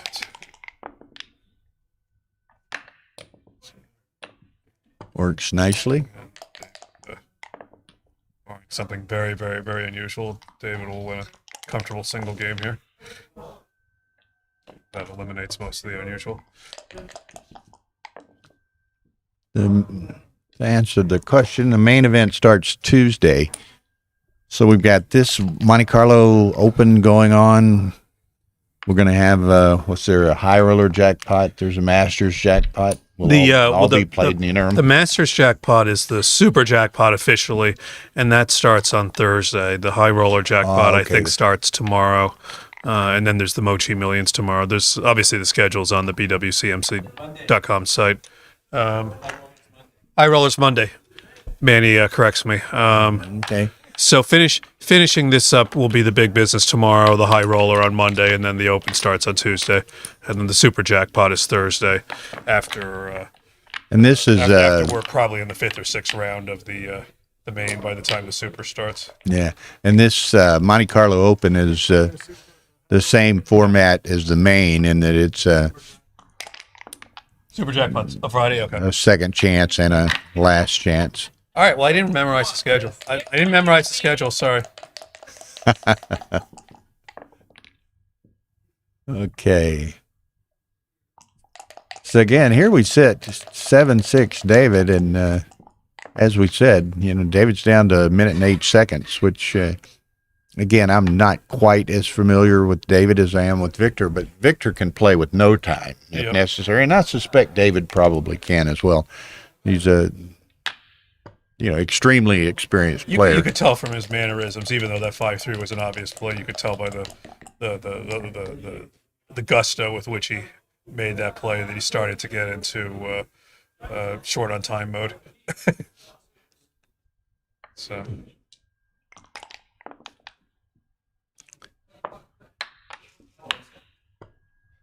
Yeah, he is playing with a bit more A little more gusto. urgency. Yeah. Only gave it 1 or 2 quick shakes on.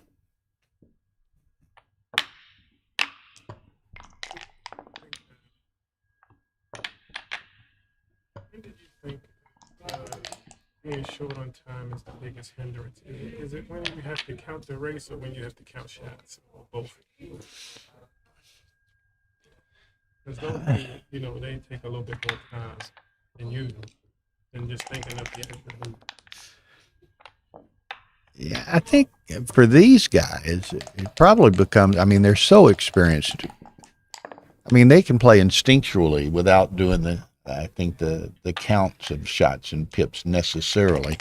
I think they just play more instinctively. For perhaps lesser experienced players, I don't know. I think people burn more time counting shots than pips at times, but an interesting question. Well, look, I mean, I think one of the things that beginners do is they worry about being absolutely right on shots and these technical things too much, and the experienced players understand that you can, by then you've sort of seen the game so many times it becomes a pattern recognition things, and it's okay to be approximately right in the vast majority of circumstances, and be approximately right quickly. And certainly you're going to see that here. I think we'll probably see the PRs go up, worsen a tiny bit down the rest of the way, just because we'll see some .02 and .03 errors that come from the quick play that probably would have not occurred if they had the 10 or 15 seconds to burn. Right. So let's see if they can maintain these PRs the rest of the way. But my guess is they'll probably slip a little bit. Been an incredibly well played match. So. Yeah. Is that over my? Who we got here? I don't know. Okay, no problem at all. We have a mystery visitor here. Mystery for you, man. Yeah. Oh, mystery for me. Correct. Okay, so similar to some of the earlier games in that. This is a very, very bad number for Victor, so he's going to have to make the 4 point and leave another blot behind. I don't think he wants to play 6-3 and burn a checker, so he'll do this.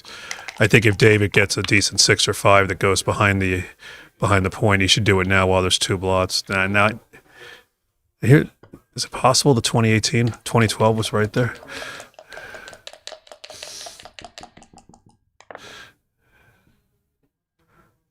Running would not have been Oh. good. No matter how he plays it, he's got one that he wants to him. Yeah, You can play 3 or you can play 5, but there's no way to play 4 here. exactly. That's what I'm saying. It's one of those situations that we see more often than not. That Yeah. you can play 3 or you can play 5, but 4 is tough. So Said he was gonna double. Yeah, Victor's PR just went way up. The computer didn't like that play, and David's PR just went up too. So I guess XG wanted David to come out with the 5. Victor's coming out this way. Yeah. So he's gonna bide his time. shot by 4s, David, that'd work. and he's going to double next for all unless Victor rolls 4s, 5s, or 6s. But he does. Look at this. And where we at? He's So 4 to 4. He should be at he's 4 up. 66, right? Yeah. No, he's at what is he at? It was 20 before 4, so it'll be 4. He's got 44 inside. 8. How did it go that way?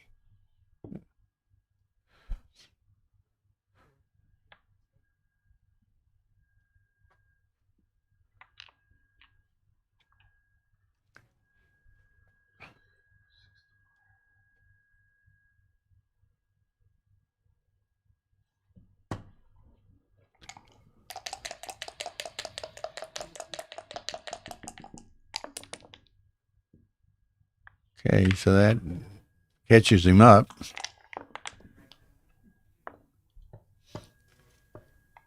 Well, you can see by how quickly with that David reached to pause that clock. He's eminently aware of this Time crunch. time crunch.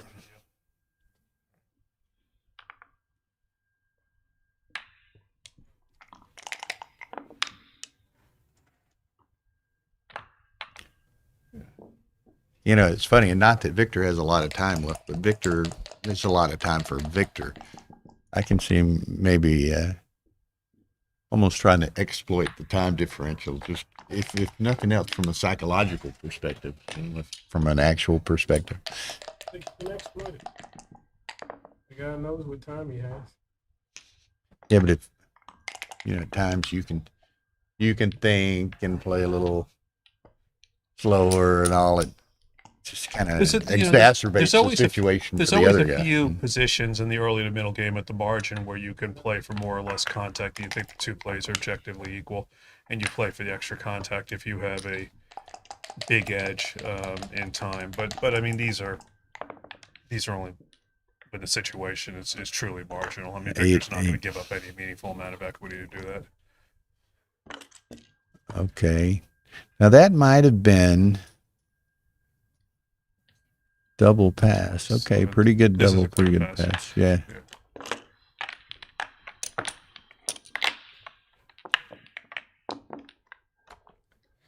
Gary Olson, no overtime rule here. No overtime rule here. I'll guarantee you that. Arta's not a fan of that at all. Yeah, we have to make sure that we keep Rob Manfred far away from backgammon. Keep what? Keep Rob Manfred far away from backgammon. Yeah. I'll start changing the rules. We get the 9-9. Everybody starts with their 5-point to get the game moving quicker. Well, that was the question related. They used that overtime deal in Michigan, right? Did you go to Michigan? I did not go to Michigan there. And that created a little bit of controversy, is probably the wrong word, but David was off to a nice start, but Victor with a counter here.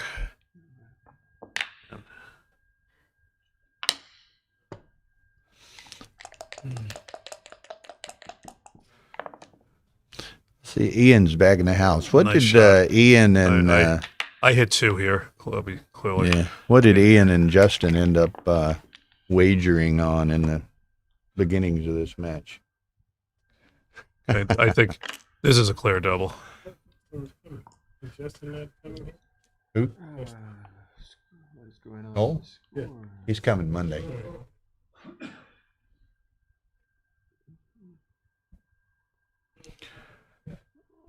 This is great for Victor. He's put David into a position where this position is objectively a take, but it was a very visually uncomfortable one at this score, and he got David to burn off 20 seconds making that decision.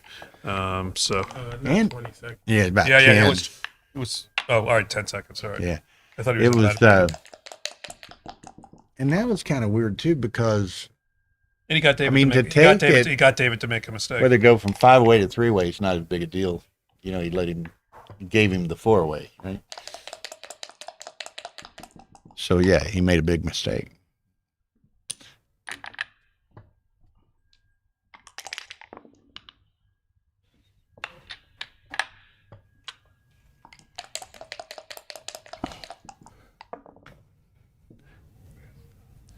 And this is going to get He slot 2 points here. 13, 7, 8, 5. All right, slots 1 point. I think slotting 2 would have been reasonable there, Aces. but now he's happy he didn't. it's going to get increasingly interesting watching the time situation. Fortunately for David, this is a relatively simple position, so he will not have to burn a lot of time in most cases. And when he does have decisions, there will not be a big difference between the best play and the second or third best play in most cases. Oh, Yeah, I played 13-8. Monte lost something or something. Wasn't sure about something.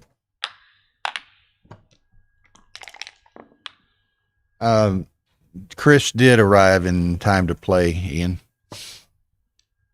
The Monte-Carlo Open, and I've taken the walk of shame twice.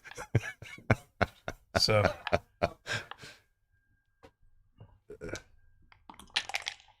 it's a good rule of thumb then when a player is commentating, they're not undefeated in the event that they're commentating.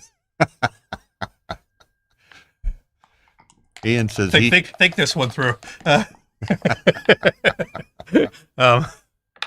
Ian says he plays David a lot, and David can play very fast. So, which is not surprising, but.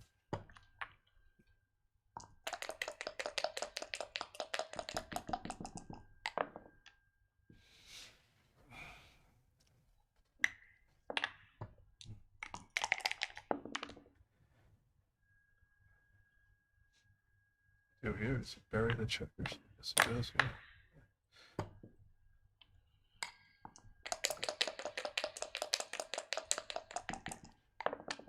Yeah. Okay. Oh, that's a nice roll. Yeah.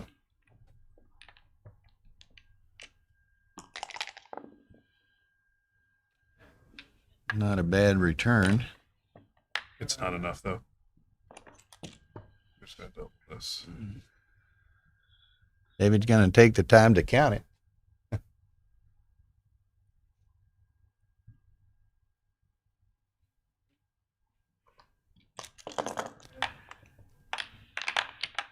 think he went into the approximation count mode. Don't want to make a mistake, so you just give away the point.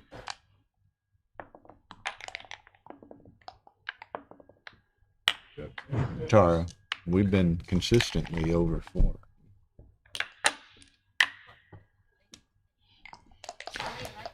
Yeah, I've been remiss. I need to encourage all of you viewers, which are over 400 we've had typically tonight, to be sure and smash that like button, as Mr. Olson would say, and serves everyone well to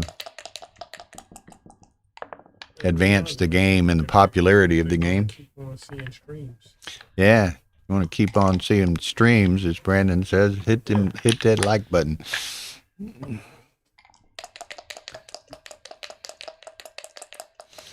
We got 400 watching and 102 likes, so there's a lot of 342 short. likes out there that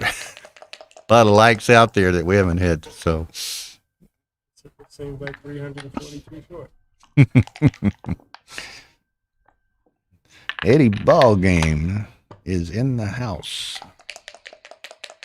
Talking about Victor likes to shake his dice, and Victor does like to shake his dice, but I think It's not a lot of time for shaking. not a the lot dice, of shaking time remaining here. Yeah.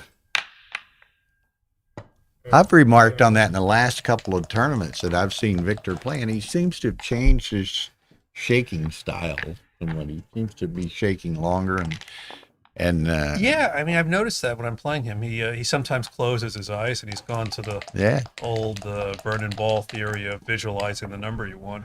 You know, and what's And all unusual that, in Chicago, and of course I'm watching streamed matches. Typically, I'm doing commentary. In Chicago, he was taking a lot of pictures, which I'd never really noticed. He started doing that. but he's not taking any pictures today. He started doing that on some cubes when the match is not being streamed. But I'll tell you, he's not. I wouldn't say he's disciplined on that, because sometimes he does and sometimes he doesn't, as opposed to, someone like Steve Sachs, who without question will take a picture of every cube in a match and go back and study it, and that's well, and a difference here too. He knows his match is live transcribed, so the match will be available to him sure, immediately. Of course, yeah.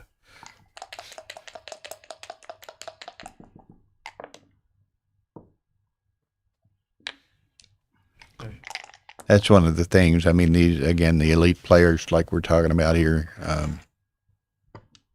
they love that immediate feedback on positions while they're still fresh and their thought process is still fresh.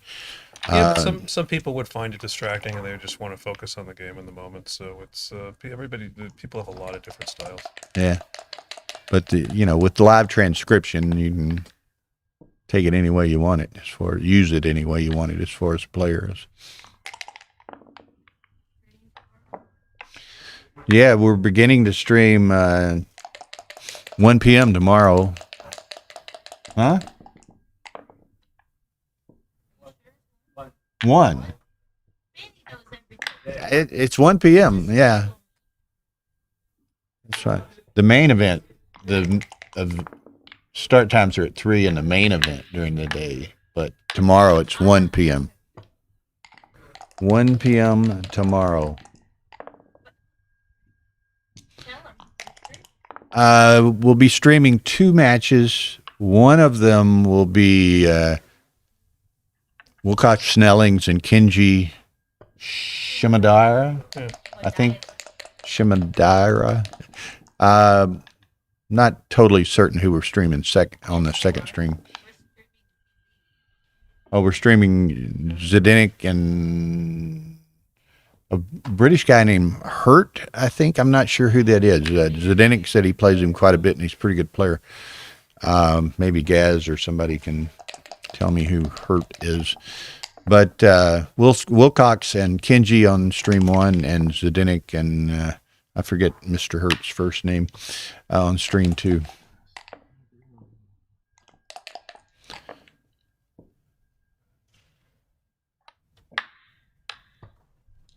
There'll be matches at 1 p.m., like 4 p.m. and 10 p.m. tomorrow.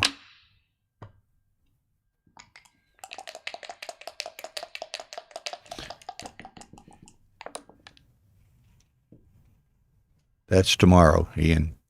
And be the undefeated bracket of the Monte Carlo Open. I would make the ace here. I think you're just encouraging David to attack you too much if you don't. You know, and it's just glancing here, Chris, as you predicted, both those PRs are kind of sneaking up a little bit with the. I like 2 buildings. Yeah. It's just like I said. It's just very, very tough to be precise with this amount of time.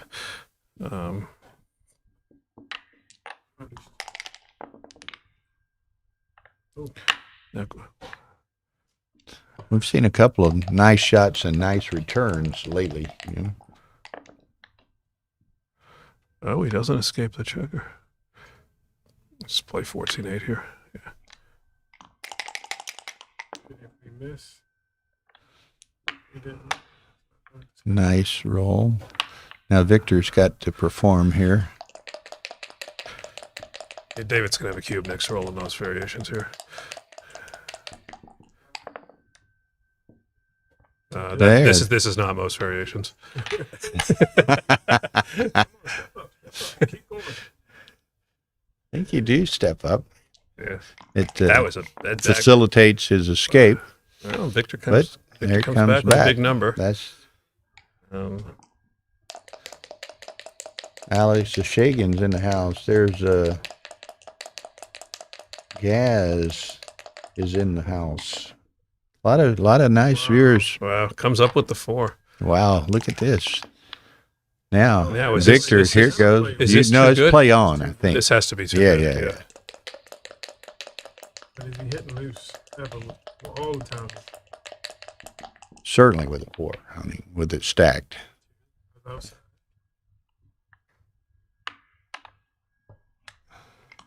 It's actually slightly right to play the 13-8 despite the risk. All right.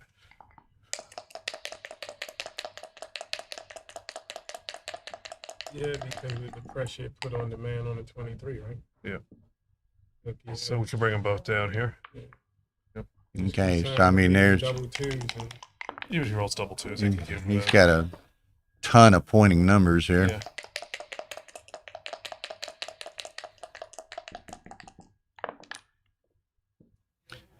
That is not one of them. That's not one of the pick few. basket.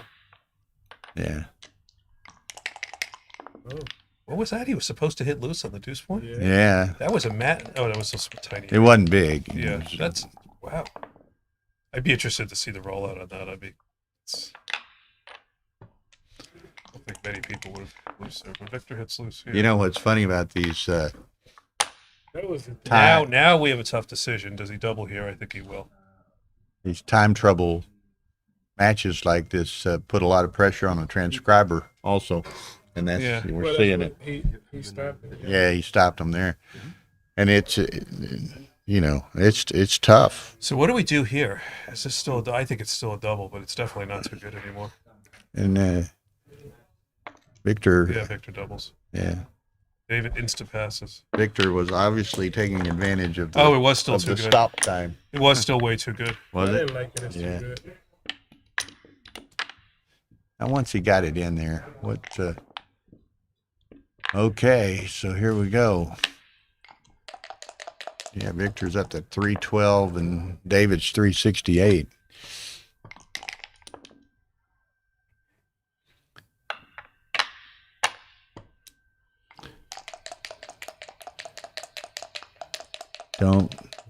This could be interesting whether Victor comes in or not. Well, I think if Victor comes in with a weak number, David could double him. The question is if Victor fans here or rolls something awkward like a 5-1 or 2-1. It's too good, I think. Oh, David doubles. It was slightly too good with the fan. Yeah, that's what I thought it might be. So I don't know what David's looking at. I mean, this is an instant. Or what Victor's looking at. This is an instant. Okay. Yeah, no, you can't take that. So, two-way. What should be probably the last They don't. game. Neither one of these guys is gonna. David may, but Victor's not gonna double first. I bet on it. Alex is shaking. Yes, that is Brandon Macklin. He can, I guess, hear you a little bit. Hi, Alex. Yep. There we go. Okay, Brandon correctly called that.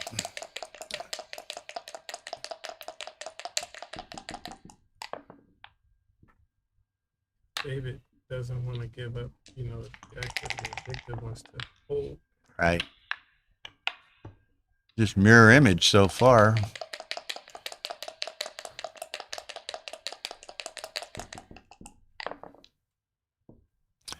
That'll work. Definitely. Not surprised by that. I am. I think that would be my play, but I'm not sure. I would make the point. Oh, there it comes back.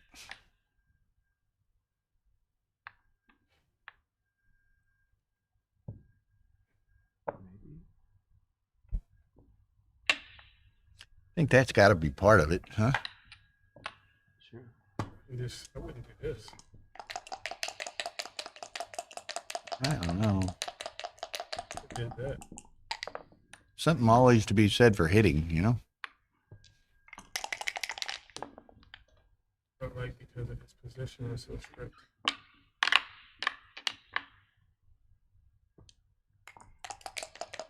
No, to answer another question, Nick's not going to make it this week, so we miss him, but he's not going to be here. I understand one thing, he's back among the gainfully employed, I understand. That's good. So that's something to be said for that.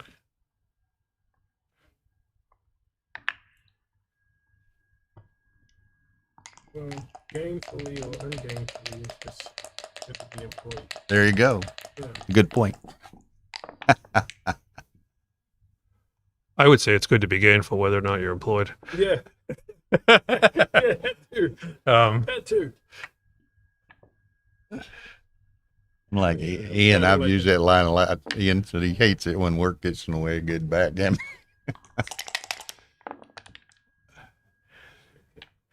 Okay, that Ian's a bit too young for full degenerate status, though. He's got to suffer for a little bit. Ian's too cautious to be degenerate. Anything. Don't be so sure. Don't be so sure. All right, Ian, I hope you're not listening. But if you are, I'll make it up to you.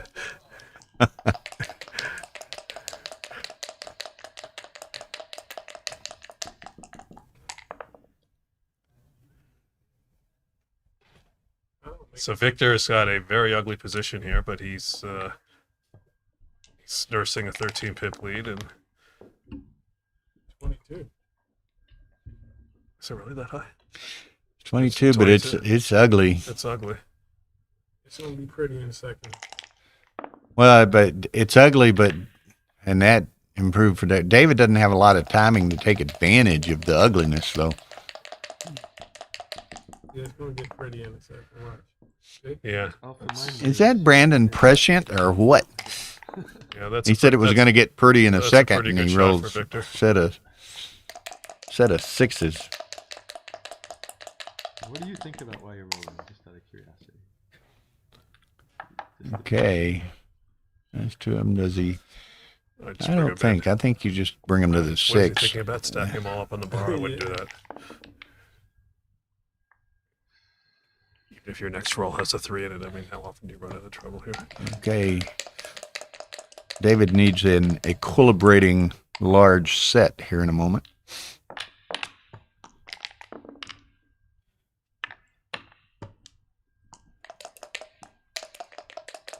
There's some bad numbers. Well, only 6-2 right now. I would reset that. Yeah.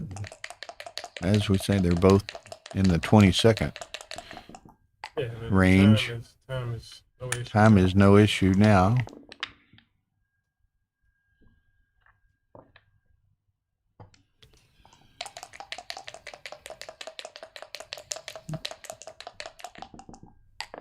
Oh, the headphones came off. Yeah. Why did Yeah. he, He got. why did he keep a, why did he keep a 5th guy on the 6th one? Because he had. It looks like he had one stacked on the bottom that we couldn't see. He left 5 checkers No, on there. he's got 6. Because Oh, yeah, we didn't see it, and he just stacked one back against it. So I know. yes, you're correct. Thank you. I was wondering that immediately too.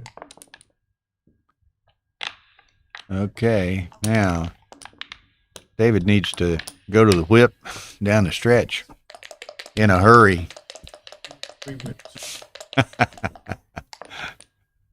You would have like 2 more minutes on your clock. If you Okay, Victor missed once and got another couple of misses in his future, perhaps. But David's going to have to take advantage of Come those up with boxes misses. or 5s real soon. There's the double miss.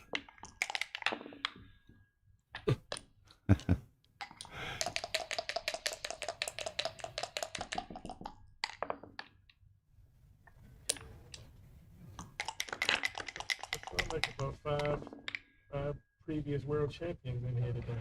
Yeah, there were quite a few of them. This is 2-1. You took it from the 3. Oh, I'm sorry, 3-1. Sorry. You're right.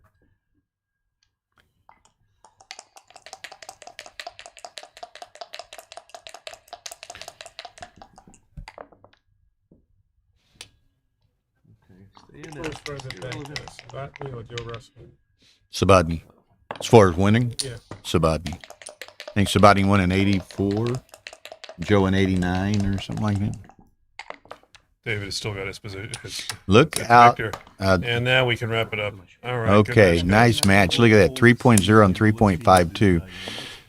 Great match, guys. Thanks to everyone involved. Mate's doing a fine job of transcribing. Chris, thank you for joining me in the commentary. Thank you for having me. In a This is mere this is 12 great. hours and 45 minutes, we resumed streaming.